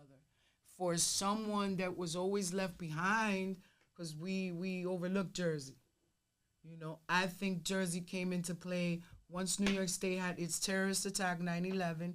Newark became the new downtown to a lot of, companies that were in connection with government sources, government resources that you may need, lawyers, stuff like that, went to the new downtown, which is Newark, and Hoboken, and, the Penn Station metropolitan area of Jersey. Why are they selling $2 billion? New York is the Mecca. But they came out, if I'm not mistaken, like they legalized like 2-3 years before New York. Mm-hmm. They legalized 2-3 years before New York. And yes, they've gone through a long, tedious process, but they're already at a process where they're even letting the negatives turn into positives. So if you have a little smoke shop, or, there was I don't have the name correctly. There was one that were busted into a couple of times by the state, and they would put a cease and desist, and they had to move, but they're being allowed to apply now. I think there has to be some sort of bridge. It has to be more accessible for people. Yes, they got to speed up the process, and they got to also find a way to give it a level playing field for the dispensaries that are now open. I come from selling weed in a smoke shop. Habibi has been selling us our bongs, our Easy Widers, our Dutchies, our White House from the beginning of time. You never know if Habibi's getting it, like in certain smoke shops I've seen, getting it from an OG. But I'm going to be honest with you. That probably didn't meet the requirements. Check this out. I'm born here, right? So I'm not driving. Why would I renew my license? I'm from the Heights. I can go to the corner and get everything I need. And if I need something from Costco, BJ's, there's always somebody that's going. If I need something, I could also order it on the internet, right? Not going to leave my hood. My hood is my community. There are people in the Heights that don't leave their community for whatever reason. They don't leave the block. I was one of them because I sold the weed, right? But I sold it out of where in the wintertime? When I couldn't sell in the buildings no more, because remember, many of the blocks, the people changed after the drug dealers got all arrested. So now all there is a weed spot. So now I got cops living in 184. At least all four of one side of the block has at least one cop living in. That's where he live at. He come from the 3-4, 3-3. He probably come from, you know what I'm saying? I can't be in the building selling weed anymore. So where am I at? I'm in the smoke shop. You know, sometimes then, oh yeah, you're selling illegal weed, you're not licensed for it, but people are looking at it as a one-way. After they finish, they're going to do just what I saw in the 90s. Wasn't Branson out of a location? A whole load of people was in a location, got busted, or in the cannabis industry, building their brand, or whatever they did out of a location. Sometimes we were outside, St. Nick in the summertime. The 120 days, I was never a 24-hour spot, but I could be a 24-hour chiller on the block, and being that I'm outside and it's 4 o'clock in the morning and we breaking night and I'm single, we hanging out with the guys. All I do is make money for my house and for the weekend. Yeah, we're going to be there 24 hours. Make it accessible, a level playing field, so they don't feel that Conbud has so much competition. On my way here, it takes you the opposite way towards Conbud, right? So I was looking at, I look at that as well. As a weed seller, it comes naturally. I'll be like, yo, the guys on the block that I left there are still there. So they be like, yo, we crying. What they doing about that? Everybody's crying what they're doing about that. They have to make it. That's what I was going to say, though, Evelyn. I got to keep it real because I also had a spot and I was also rocking during that time. And I had the same situation. I had to be in the building. Then after the building got high, we had to smoke shop. We had to no. I didn't own no smoke shop. I didn't own shop. No, but let me finish. So I used to have to be outside. I had to put it in a tire. We used to sneak in and sometimes do it inside the smoke shop, but sometimes they would call the cops on us and kick us out of the smoke shop. Now, those same people that called the cops and did that are the people that own all the shops around Conbud, that own the majority of the shops, illegal shops in the city. It's not the legacy people that was building the spots. No. So, you know what I mean? So that's how I feel like it's sort of like an opportunity thing, because if you was about it, why weren't they selling it back then when it was illegal? When they were selling all the other stuff, they were not selling the weed. But being that I basically worked out of the smoke shop, my picture in the smoke shop. But am I bugging? I don't know. With that, true. Oh no, Evelyn. It's true. It bothers, but it bothers. You think it don't bother? I'm just keeping it real, you know what I mean? Because, you know, we got to keep it real. You think it don't bother? You be here like, damn, baby. After I clean my life up, after I finally get a license, y el Muhammad que me llamaba lo mono. Pero see, I don't see it from that aspect because I had a respectful relationship up into the late 90s. No, the new millennium, after that, no, we had a problem. Got kicked out of the smoke shop a couple of times. But he started it. And then, you know what I'm saying? But I never had a negative, problem with the smoke shop. I understand what you're saying exactly, you know. But it's true, they weren't in the game. And if they smoked, because many of them smoke. Yeah, definitely. You know, don't tell me, no, it's about them believing a lie, yo. I believe in God. I've read the Bible. I'm not supposed to eat pork. I'm not supposed to eat a whole mess of shit in the Bible, too, so I'm not sweating that either. You know what I'm saying? What I'm looking at is, it's the land of opportunity. That is correct. But they were getting locked up for selling loosies. People be like, oh, but they were selling loosies. Oh, they should get locked up. They selling it to kids. Because you know that they're selling loosies because you was a kid. Buying loosies from the Muhammad. Of course. You know what I'm saying? They were still a different legacy than you. Yo, let me see the bags. It was still a different legacy. But they just wasn't cannabis legacy. That's all my point. It gets people mad, but there's always gonna be somebody that's one up. Where the imbalance is that at the same time we want them locked up. I don't want nobody locked up. I'm just trying to say like what it is. Oh, but why they taking the weed though? But why they locking them up though? Well, why don't you give them then, as the people, the community that is so worried about their children, but their children is on TikTok 8 hours of the day. And they're already getting the vape. Nobody's hustling. Yo, I got them vapes outside. Nobody's really doing that. Give them a way to get in. You know why they're not getting in? Because New York is swearing by God that indoor grow weed is not sustainable. It's not sustainable because the numbers and the repair on the panels, on the solar panel and on the lighting, the ecosystem. But we got 42nd Street lit the fuck up. And you telling me that it's coming from one apartment. That's what Bloomberg was saying. That his footprint would show that 42nd Street is lit up by one apartment. So what you need to balance things out for, you're using it for one thing, but you're not using it for the other. There's a way that those guys could probably go exist and do. From what I heard, there was a silent OCMs. The Oxford got together and had a meeting with OCM. Yeah, and had a meeting with your OCM. I never ever heard any other talks about that.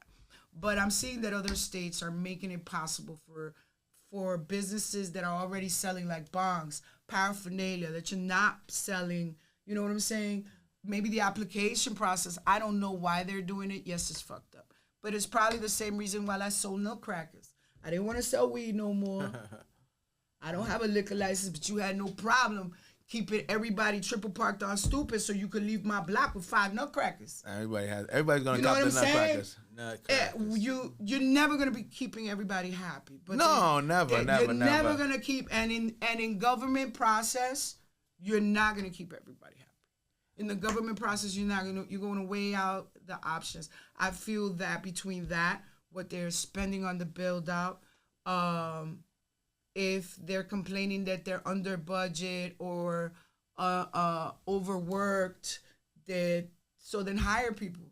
Yeah, I sent the resume. They got to figure it out. I made sure that the resume even included in the cover letter that supposedly for selling weed, they gave me the keys to the city and a proclamation. They gave me a citation and a proclamation, and I gave them my extensive customer service background. And you send an AI-generated thing to send me an email back saying, thank you, we received your resume. Then it says what job application you put it in. Nah, man, I need a job. So I copied and pasted the job number, the reference, everything. So what's the issue? I do great customer service. We do emailing. Maybe I have problems in the interview speaking. It doesn't sound too Yale to you. You know what I'm saying? But once I'm on the phone, I can pick up the phone for them, at least something. Hire the right people. Even if you have to cross-reference and have meetings like the UN does with different presidents in different countries. Go to Jersey, find out what the OCM in Jersey is doing. Compare Massachusetts. Man. How are you balancing it out? And then the indoor grow. It's embarrassing. Jersey's Tyson weed is probably all indoor. New York's Tyson's weed is probably some Sun Haraka. Some sun. I think I'm Dominican. I'm a picky smoker. I hope that this year, from what I hear, that we're gonna start seeing some indoor because now the micros are coming, the indoor coming, etc. But they should speed up the process. The economy in New York City is Evelyn, at its so worst. you have seen the game from 89, 2017. You saw the beginning of this legal stuff when you were, on that yacht, going to these conferences. Now, 2024, aside from what, the issues that, it's kind of messy right now, what do you see for the evolution of this, let's say 5 years from now? We could become the Mecca. We are already illegally, but we could become the ideas coming out of New York. I mean, I've been to parties in Las Vegas with you guys. I've had an experience. I follow you guys like groupies. So I go to Las Vegas. I see the parties. I see the events. I'd rather be, if you know what I'm saying, you know where you'd rather be at. But I see it evolving into something that you'll have from New York. You'll take it from basically like from sneakers all the way to an enterprise, to farms, to food, to delicacies. It's a total culture. It will blow up. Like, it will literally, if they manage it correctly, it will literally hold New York down. The cannabis community in New York will be one of the biggest and the most innovative, because we're fast-paced people. What do you think is going to bring different than the other legal markets throughout the country? It's like coming to New York and going downtown to maybe one of the popping clubs. It's not the same, the Jay-Z club in New York as the Jay-Z club in LA. You know what I'm saying? It's a different kinetic energy. You understand? So when it comes to New York, we're going to have some chic-ass weed, and we're starting out with Haraka. That's a fact. That's how I see it. That's why I don't do reviews, because I'm going to tell you straight how it is. How was that weed? It was Haraka. Like, there's a couple of companies that are, per se, they're growing a strain of Haze legally. If it's not indoor, to my knowledge, Cuban or Dominican or even white people growing, I need to know the grower, where he at. What kind of lighting, because I seen some shit, even on WhatsApp, like, I be like, damn, dude, that's what you're growing, you see? I want to learn. You know what I'm saying? New York is a particular smoker because we demand so much in our 12-hour day. I can't say an 8-hour day. Ain't nobody having an 8-hour day. Everybody works a 12-hour day in New York. I was lucky enough to work an 8-hour day, but not anyone now. At least after 2020, everybody works 12 and 16 hours a day, like if we were on St. Nick. Everyone, the ones that are making money, the ones that are not making money, because sometimes it's now you can't survive with the cost of living. How you gonna survive? You gotta hustle. I don't want to hustle. I'm saying though, but I don't want. Evelyn, you know what I mean? I'd rather get a day job, run my business until it's at the level where I need it to be, because let's put it this way, even funds for you to build, you might be able to get it, but do people really want to give it? No. Can they give it? No. Everybody it's a global thing right now with the economy. But if at least New York, with the tourism that it has, I worked at 1199, 42nd Street. My man, right there we get 7 million tourists a month New York gets. Break that down by 31. Boom. That's how you. And these people, even if they don't want to, they might end up buying at a smoke shop. Because let's say up in the Heights, I've seen, the big ones that I be like, dang, you acting like if you a real fucking coño mi hermano, you got balls. The numbers are evident. They're gonna buy from a smoke shop. The numbers are there's 75 legal open ones and there's 5,000. Exactly. Not legal ones. So that coming out the train before you even. It's not like before. Before they would come out the A train or the 1 train, and stop by 184. That was the only smoke shop. If you're coming off the highway, that's the first one. Then later on, they built a smoke shop in St. Nick on 181st. But before that, there was one probably on Audubon in 181st. and you're standing in front of that business, and that's where you used to sell your weed at. You know, even Legacy is screaming, what are they doing with the damn smoke shops? Because However, it's like let's say, let's be real, my man. If you from the Heights and you buying in a smoke shop, I'm not saying there's no Habibi that grew up like us. Yeah, there's Because the sons, Habibi let's put it this way, the sons of the Habibis that own the smoke shop where I used to pitch from, basically, their kids are big, so they smoke weed on the low. And being that their inheritance is what it is, they own smoke shops. Of course. So where do they have to focus? That middleman money could be used, like those 200,000 for $2 million. You get a build out by Disney, $2 million, right? And you gotta pay 200,000.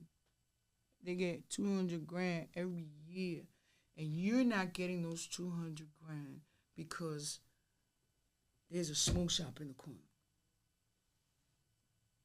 And you're getting people that are not community people buying in reality.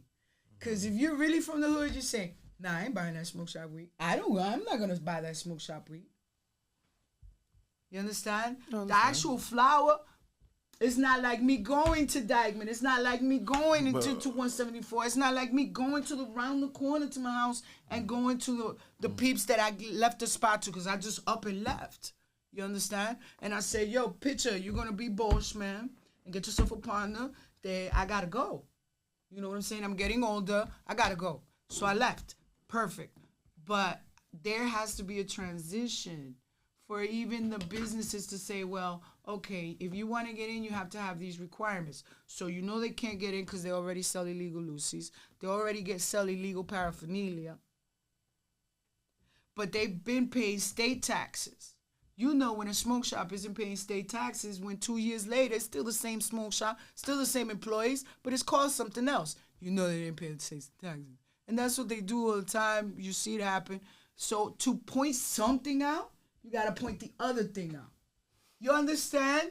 So sometimes with that topic, it may get ugly, but that middleman money, $200,000, predatory. I get can what you're saying. probably build the resources they might need to pass laws, legislations, to tie them up in red tape and be able to close them permanently. Because if I sell cocaine right now out of my apartment, 3-4 precinct gets a complaint from the little next door neighbor that my sonic tones are too loud, and they bust my house and I happen to have 5 bricks in there, yo, listen carefully, my man. That's not the same as, you know, how do I put it? I'm in my house. You bust open my house. I get evicted immediately after a bust. For sure. They're taking that apartment. I get evicted immediately after a bust. Especially when he sees the braids, the smell of weed coming out of the apartment. I'm getting evicted. They just busted me with 5 bricks. So these are what misdemeanors that they're committing. Where exactly is the law holding them accountable so you can get out of there? So now you're billing the landlord. You know, so now the landlord may have issues or problems. You know what I'm saying? So it's like you locking my mother up for things I did. It's a complicated situation. And once you get to know me, once you get to know the indoor Evelyn, you realize that my mother spent some serious time on me. You understand? That I'm not really the person in the corner selling drugs illegally, or the person in the smoke shop selling drugs illegally, or the person that had a stash in their house probably is not, you know, my mother has shit to do with that. So it's the landlords, but look at it through that perspective. But there's a way that they could probably, it's going to be probably allocating funds from one end. It's a complicated situation. Those funds that you can get from Disney, can't you get it from another? I don't know. Right now funds is hard to come by. And why is Disney handling that? So they're getting paid by the state and they're getting paid by us as well. Definitely. isn't that money that could be allocated in a way to either find and change the laws that we need to change? I don't like how they did card. I don't like how they're doing the smoke shops. They're a hot mess, but I hope they get it together soon. Maybe with the micro businesses, shit will change. Evelyn, I want to know, we've asked this to a lot of people, but I really want to know your opinion. You being an OG, you understanding the role that Uptown, the Heights, and Inwood and Harlem played in creating this $6 billion industry. What do you think it means to you and for the community up there for Happy Monkey to be opening up their first dispensary on Dykeman? I could say best by the Hustler and E saw my OG frame pass away the night before Housing Works opened, before our first dispensary opened.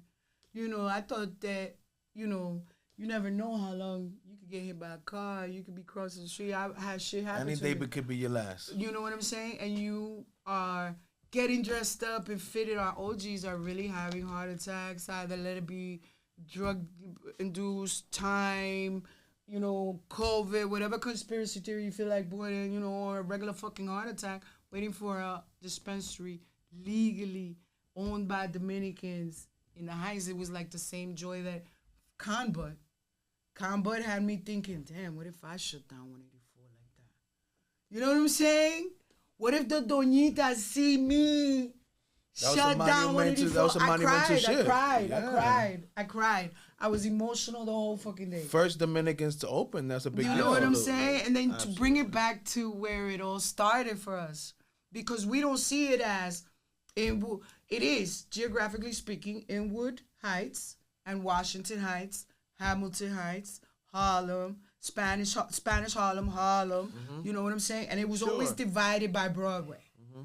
What they called gentrification was probably just the divide by Broadway and the fact that now we don't have burnt buildings. People complain about a whole bunch of shit that they really don't know what the fuck they talking about.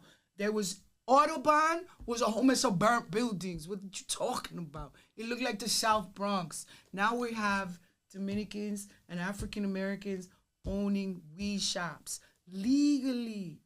I'm not buying it at a health food store that looks like it's just selling patties.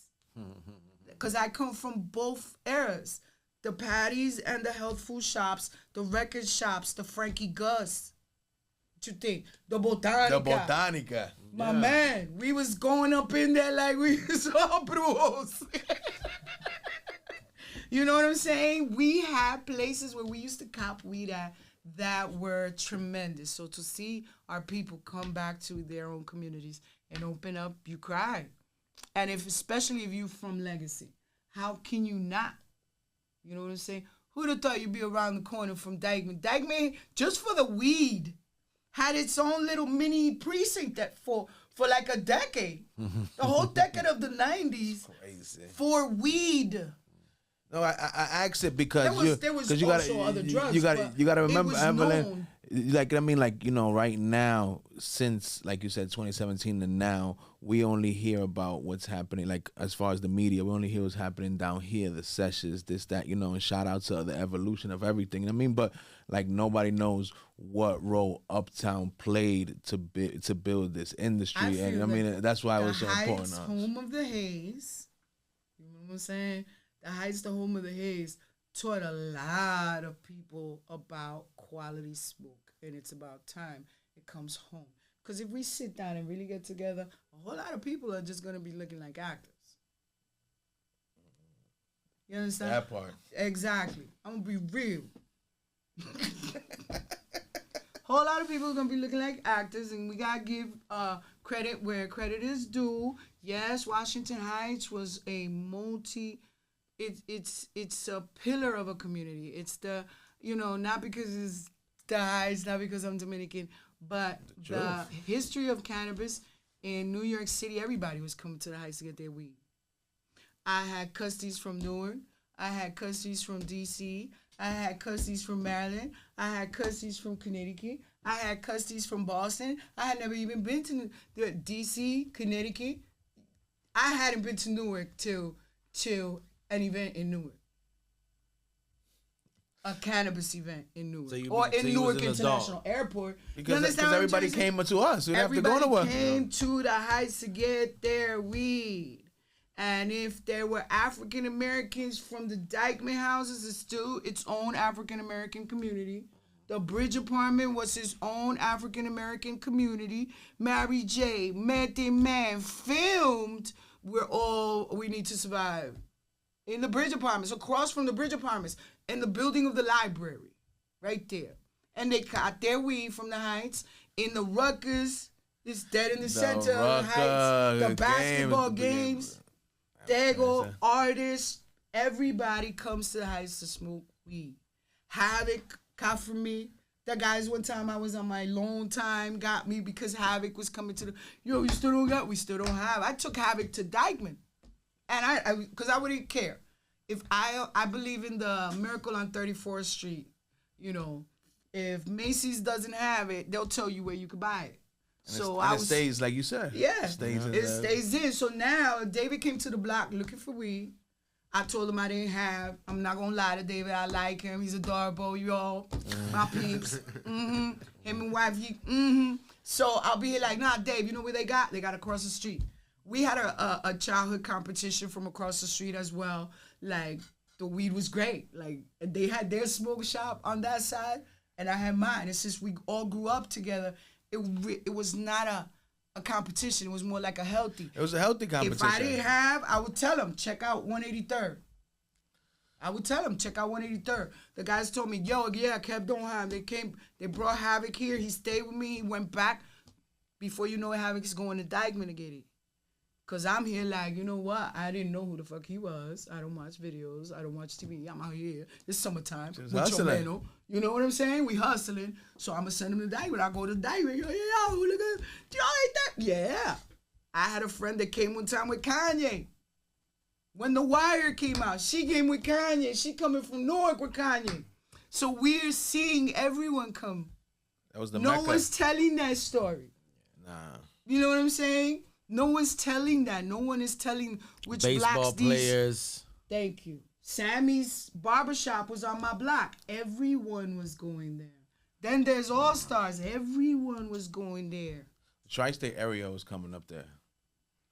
Everyone Massachusetts, Jersey, Philly, everybody was coming there. And it was only for the reigning time of the, 3 decades. It was basically 26 years. And that's crazy because I'm born in 26. That's a long run. And then for the liquor, it took another. It took another turn. You know what I'm saying? But that's a run, and I saw 3 different types of generations of smokers, including myself, change and know that we got Haze, we got Sour, yeah, we got a whole 1001 strains, we got GG. But New York, Washington Heights, there was a time I couldn't smoke Sour, so I still can't, really. I don't play. I don't test it, just in case. But it was giving me allergies, so I'm just a Haze smoker. And New York not being legal until 2021, right? That shit hurt New York in a way. Because then we're the Mecca, but we're the Mecca of Haze and Sour. You know what I'm saying? Like, you got to give Cali, it's Cali. No doubt, yeah. The legal states that are doing the indoor growth. They took the whole strain and the quality thing to another level. Yeah, I love all the new weed. We are Haze smokers and bringing an old school Dominican or an old school African American from the hood to open their weed legally. I would love to stay in the Heights. I've sold as a dispensary owner, but you wasn't calling me a dispensary owner. You know what I'm calling saying? us drug dealers back then. That's why they gave me that key. I want a bigger one, but that's why they gave me that key. I think it's an apology, you know what I'm saying? Because it really didn't do anything wrong. It was like one old school drug dealer told me that he dealt in the very other side of the business. He told me, you was medicating us, because that's what they say it is. That's exactly what we were doing. So look at the medicated. Another topic that I would love for them to work on is this deschedulization, legalization, delegalization. I'm from corner. You're my man. Just make it simple for us, please. You know what I'm saying? Make it simple. They never make it simple. They always make it complicated. You know, and it was like the thing that stops our elders from using it is the federal illegal. My mom was a 2-time transplant patient that died of a flesh-eating cancer, and she probably would have been alive if we gave it to her in 2020 when I found out. She probably would have been alive because I saw this with RSO. I saw it. I saw it healing, like fighting it. I saw it fighting the cancer, flesh-eating cancer. And all I'm giving her is RSO. I didn't even know that I had to do like one part in one. I'm giving it to her like, I'm calling your mommy, I'm giving you weed stronger than me, and it's working. Stronger than the one I smoke. And it was giving her comfort. Yeah, and I'm seeing her skin go back to normal little by little, but it's the last 10 weeks. And the reason she was so fearful, because she didn't want to lose her transplant steroid program. To keep her kidney transplant going, she needs to take a pill that lowers her immune system. So at the same time, if she comes up dirty for cannabis, which is on the government schedule list, she could lose her stuff. I know boys that grew up with me, Jamaican Mike from 183rd. He's waiting for a kidney, and he gonna be waiting forever. He gonna die, waiting for a transplant. Because he smoked weed. And he's not at the top of the list because of that. Okay? And liquor isn't even on the list, right? No. Liquor's not on the list, right? But liquor's available in every corner. If you come up drunk, you don't get a liver transplant. If you smoke weed, you don't get a lung transplant, which is able now with these scientific discoveries and miracles that we're getting. So we do have to focus on what to do with that. Take the shit off the list. Aloe's on the list? No. But if I grab aloe, if I grab the outside for too long, if I eat the outside of aloe for too long, it will harden my liver. If I eat the inside, I could eat it, it'll clean up all my intestines. But at the same time, if I have an issue, there's certain organs that I could take aloe, but it's not going to be good for me. You understand? There's always an issue that... The hypocrisy of the democracy is what I like to call it, Evelyn. Exactly. You're not getting... Alcohol isn't even on the list. No. And you're not getting a transplant because of alcohol.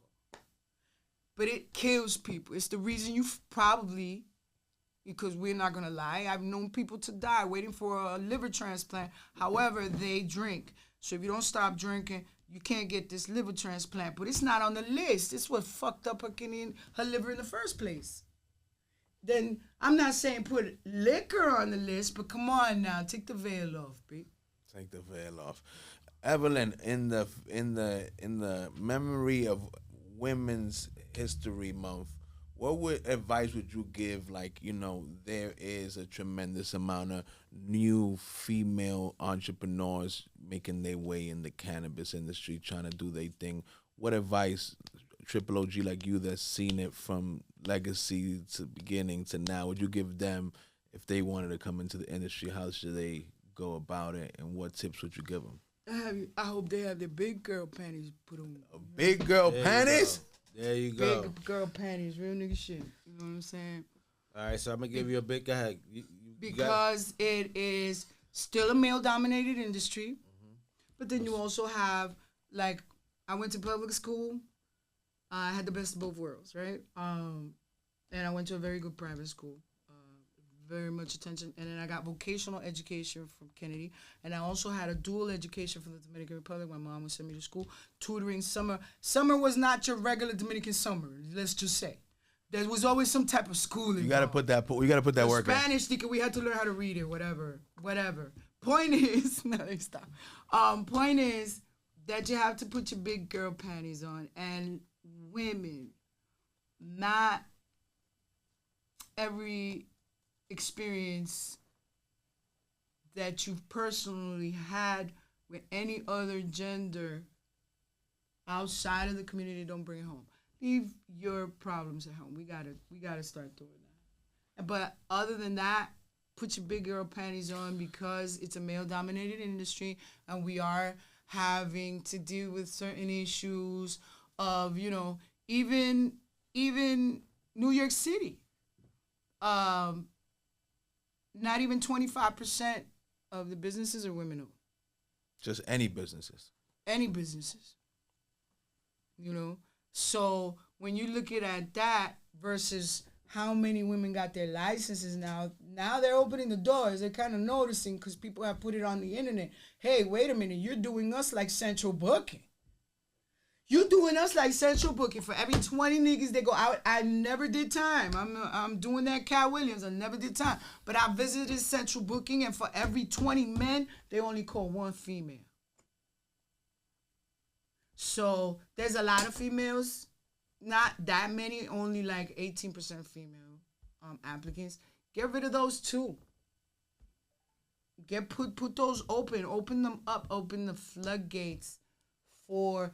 There are programs, because right now I'm looking into one. I have to give this shit a call, and now that things are more balanced, I should be giving her a call next week and seeing what they do for us. One thing we've seen in every other reality, I haven't looked at. One thing we've seen in every industry and every part of life, Evelyn, which I agree with you, is that when there's more feminine energy, everything gets better all around. So I agree with you. There's a touch that it's needed. Exactly. So that's what I'm trying to say. So the more of them, we get a better energy, That a better vibe, correct. different perspectives, different ideas, different things. So I'm in agreement with that. Exactly. If you even, let's put it this way, if you even doing it like my homegirl upstate, that, you know, she's a CNA, she's not a CNA, she's a medical assistant.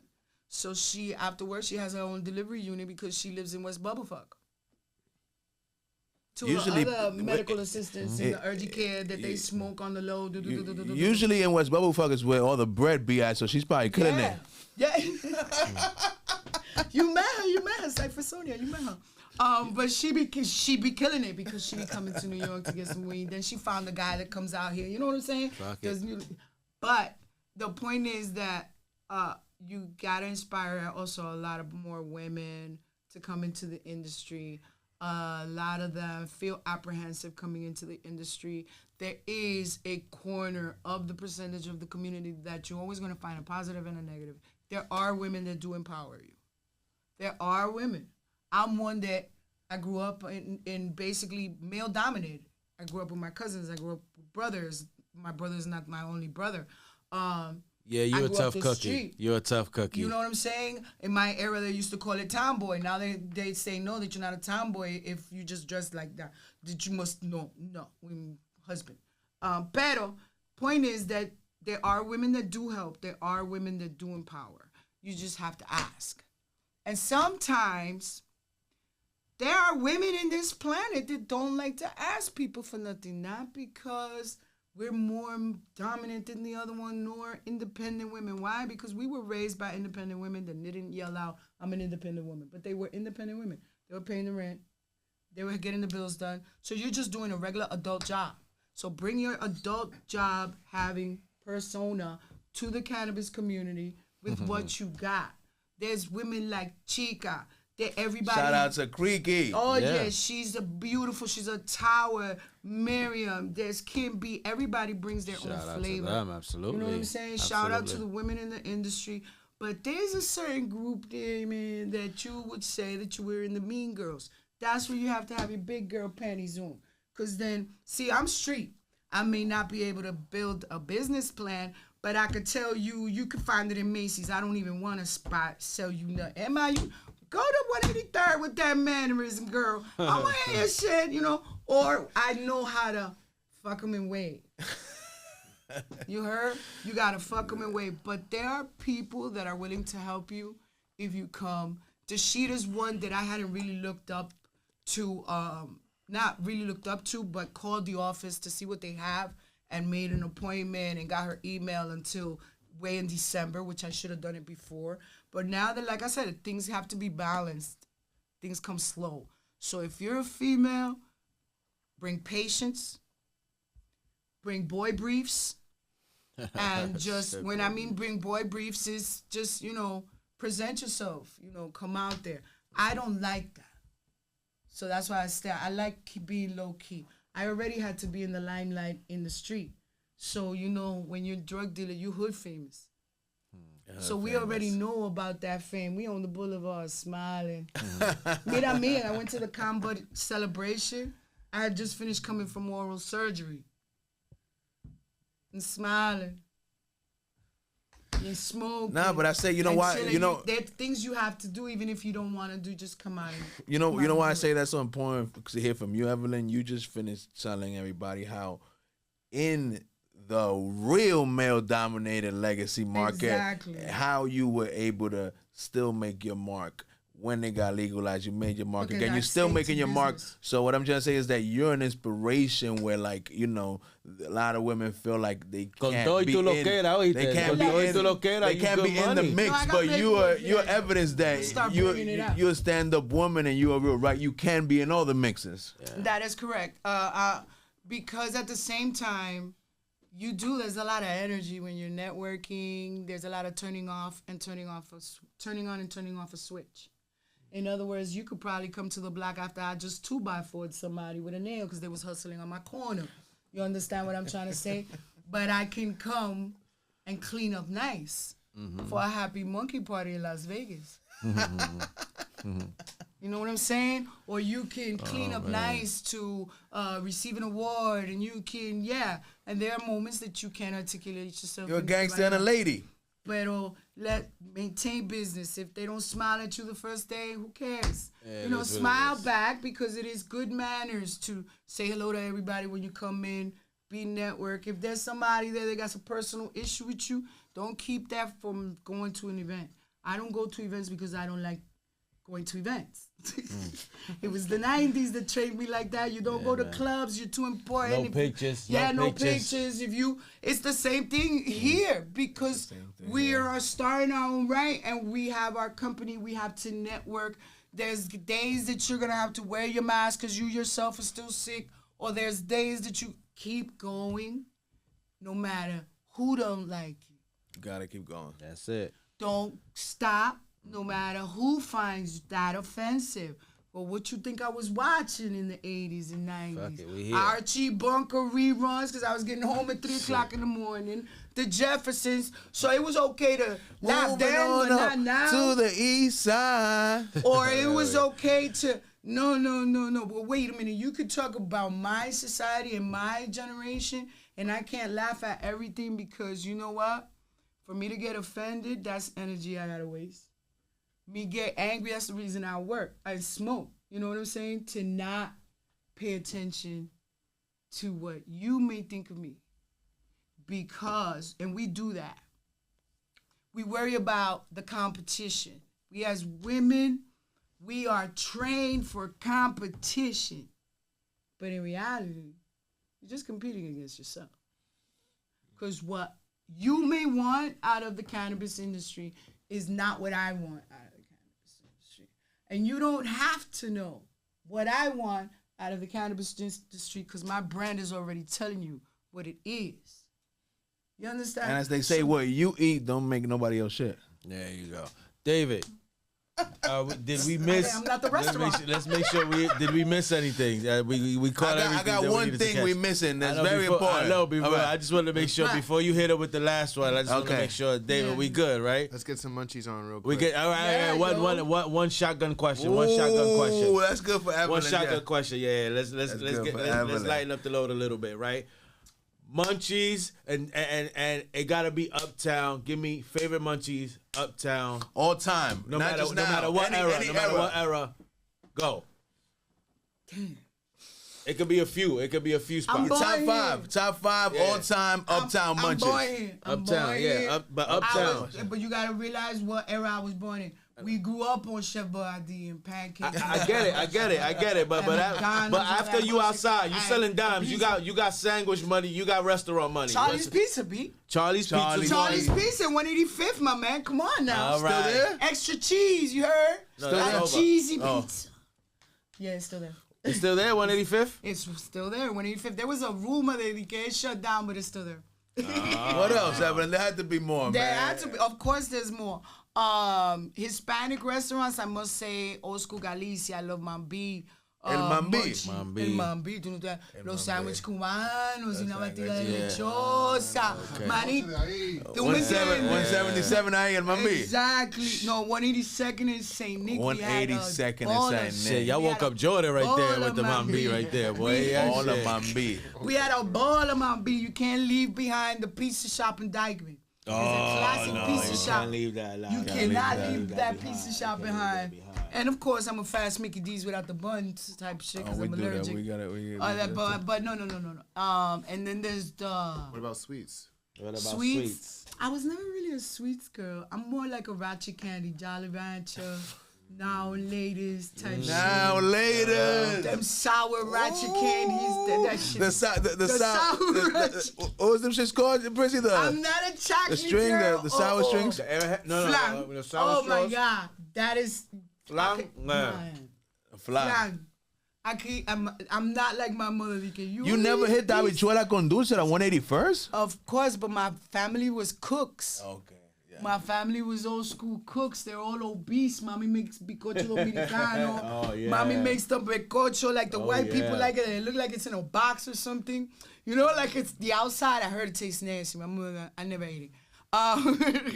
But she's a bicocho dominicano lady, Dominican, old school Dominican sancocho de habichuela family. Let's put it this way. If you do not eat one of them women's food, they actually get offended. Caballero, the food tastes like shit.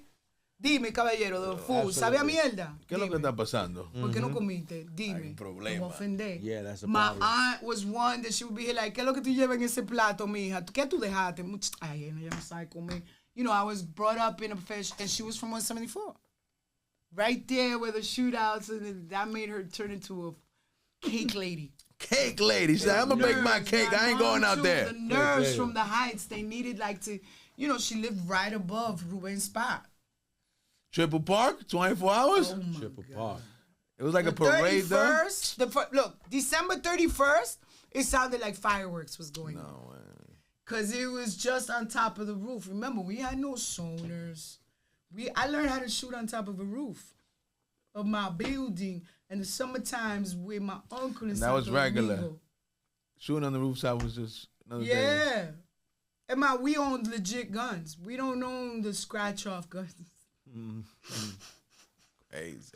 Come on, man. We went from Munchies to shoot out to the then my rooftop. first- Hold on. Yeah, we gotta say where we from. You heard 184 was like a mirror of 174, but with not a mirror in, of course, not even close to how Ruben. I'm not saying that.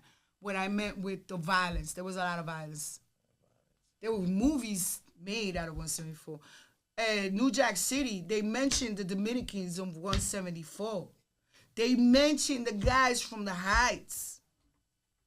Those Dominicans up in the Heights that showed us how to make this here crack. You heard? Talk about it. You know, it's not something that you should be proud of. But it happened. But you know what? I've noticed the hypocrisy. The new age munchies, generation man. with I need some Chip City in my life, man. You trying to eat the munchies without me. Y'all went to the rooftop and shooting guns and shit. Yeah, I'm gonna leave y'all alone. I'm eating Munchies, my man. You know what I mean? She said, Gonzalez. so you said, both the pizza shops, El Mambi. Both the pizza shop and Mambi, la batida de lechosa with a Cuban sandwich. Good. You see how big that is? It look good. It look good on the rolling tray. You know we heard. It's a cookie tray. Take a now. picture. Yeah, it's The Happy definitely a cookie Monkey. tray now. Read there. Chocolate chip cookie and I'm a happy monkey with my chocolate chip cookie. Evelyn, let's see if you don't say the same one because this is the second time you've been on the podcast. So we're gonna see if you got good memory Or if and I do. if your perspective changed. So we asked everybody if you had to describe Happy Monkey or the movement, whatever you feel about us, in one word, what would it be and why? I would say original. It's original. The first time I said innovative. Yo no voy, no viste. The first time I said innovative. Why original? Now. Original because it's true. To this day, I have not been to a smoking lounge or pop-up. Let's call it pop-up. To a smoking pop-up that gave that hospitality. There was the energy. You did mimic the energy of the spirit of the Happy Monkey. When I would come to the black, if I had the monkey, we would actually say that's how. To me, that's why y'all had that name. Until Smoke Signals, I had no idea why y'all. No, that's crazy. I thought that it was because since they're el mono. American Dominicans. Yeah. El mono, tú ahora I'm a happy monkey. I thought that was what your name stood for. Like, these Dominicans coming to the fucking cannabis industry. Yeah, oh, you know, you're going to happy monkey. We let it grow, But man. sometimes, We want you know, it it was, Wow. it caught you. It caught you. You cannot say. And then the experience, you kept it dark. Wherever you was at, you kept it dark. I don't know the last ones except Van Gogh, and it was still dark. I like that. It'll bring out somebody like me to your events. You know what I'm saying? Somebody that don't come out to events. There you go. Oh, you going to a monkey event? Yeah, I'm going to a monkey event. We ain't missing it. That's just like New Year's, you heard? What you mean, where they at? Oh my God, I didn't leave my mother alone. Because, John, you know, when you had the party for 2021, the Van Gogh, I was so proud of you. So you see where they're going? Yeah, man. Thank you. Oh my God, the Van Gogh. You see where they're going? You don't see where they're going. You have no idea. See, we were raised with art. You know what I'm saying? Now the schools have really, I think the schools have education has let people down. No more art classes, no more music classes, no more talent classes. You know what I'm saying? Pero, original, the energy you bring, don't change it. Like, when it comes to your events, I can't wait to see what your dispensary is going to look like. We gonna be right there hugging everybody. Are they gonna allow you like a little area where? That's to be determined. You gotta come and find out when in the grand opening. Now you just made a good point that Ramon always says, and you know it's important that you mentioned it when you said your original and why the hospitality. Like me and him always said, both of us unanimously agree. We and him don't agree sometimes, but we all agree on this unanimously. Is that is the Dominican hospitality. We took it and we brought it to this. That was it. That is it. You just mentioned earlier how we were raised and how the comida, y que el agua, y que la vaina, que la chancleta. We just brought that to the events. You brought it to the events. I'm glad somebody did it because it livens up the party. It could be a boring, you know, one of those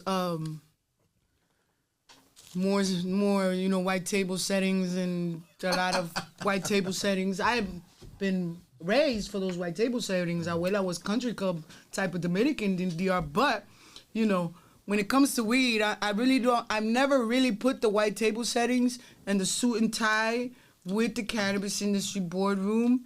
I tried that cannabis community and I like the flow we bring, you know.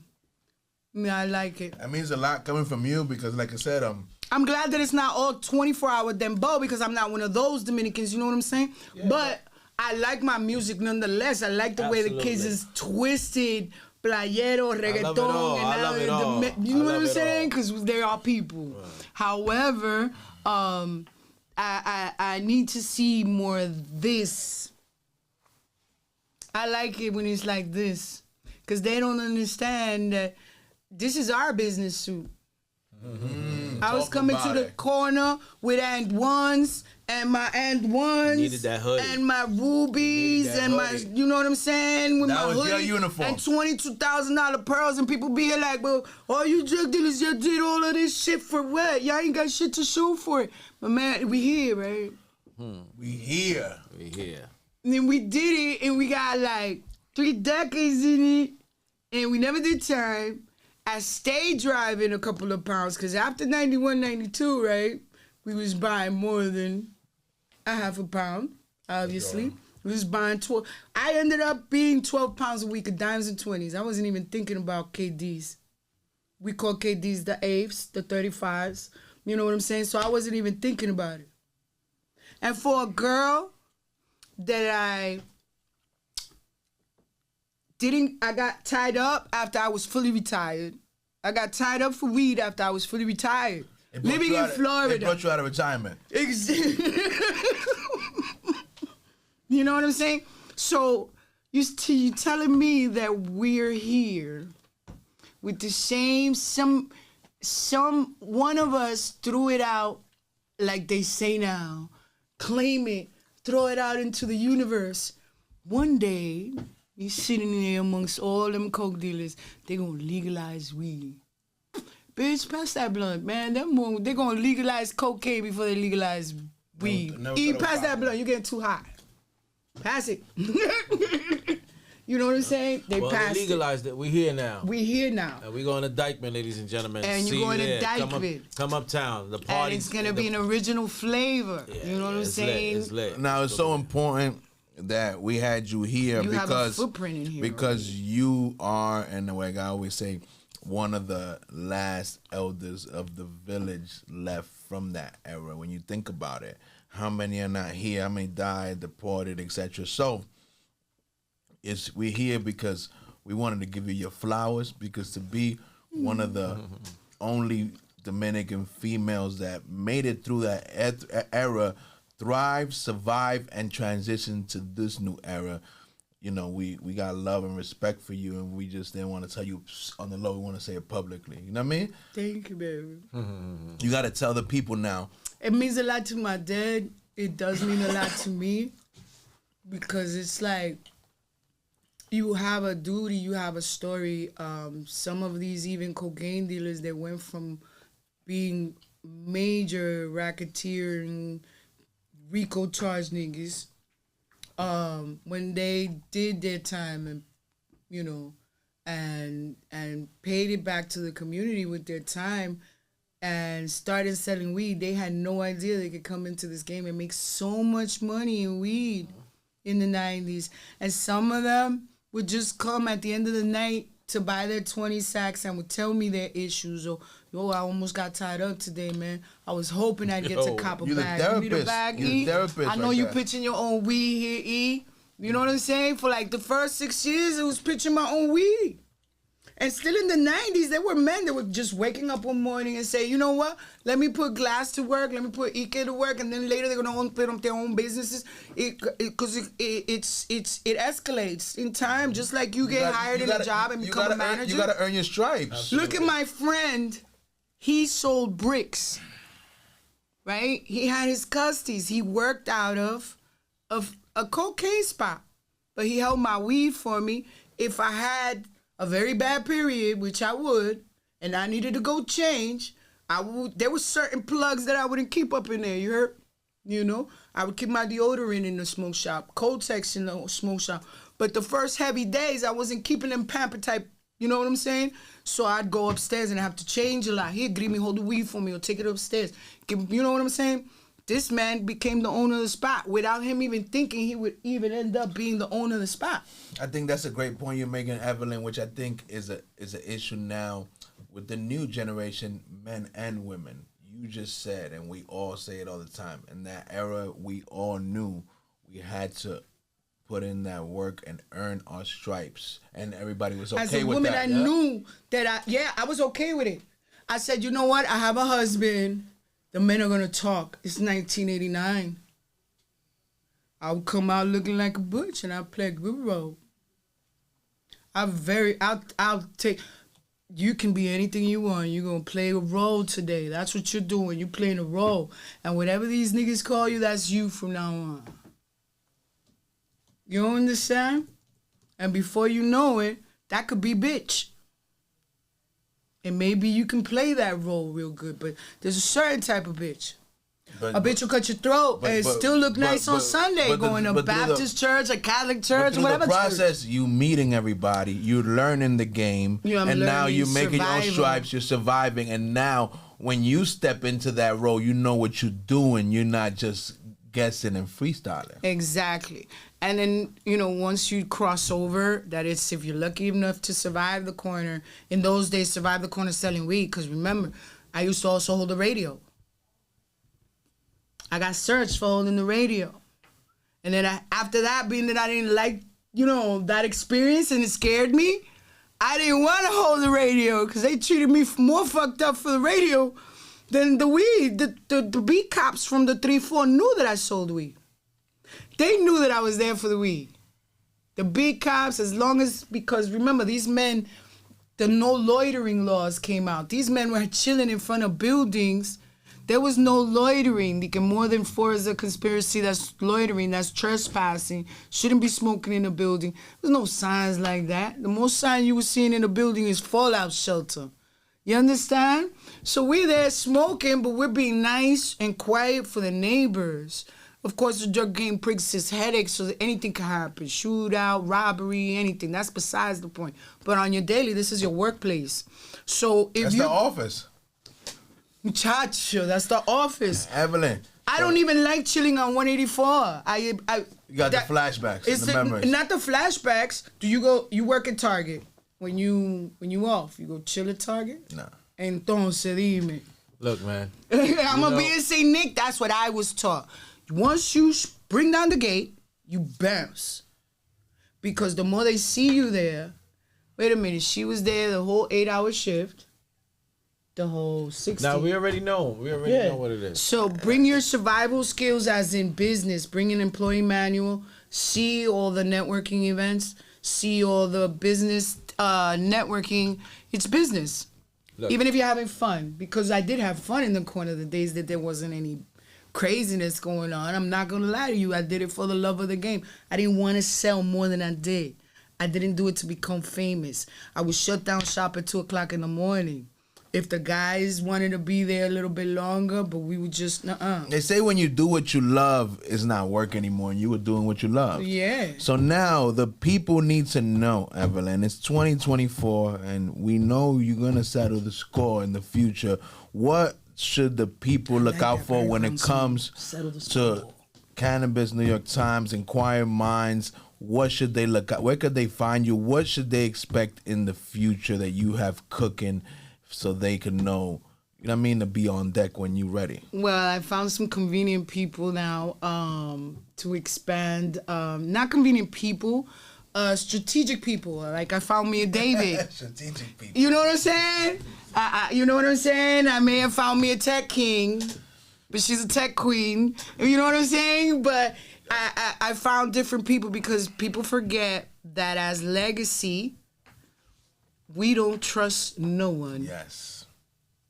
Unfortunately, we have some serious trust issues.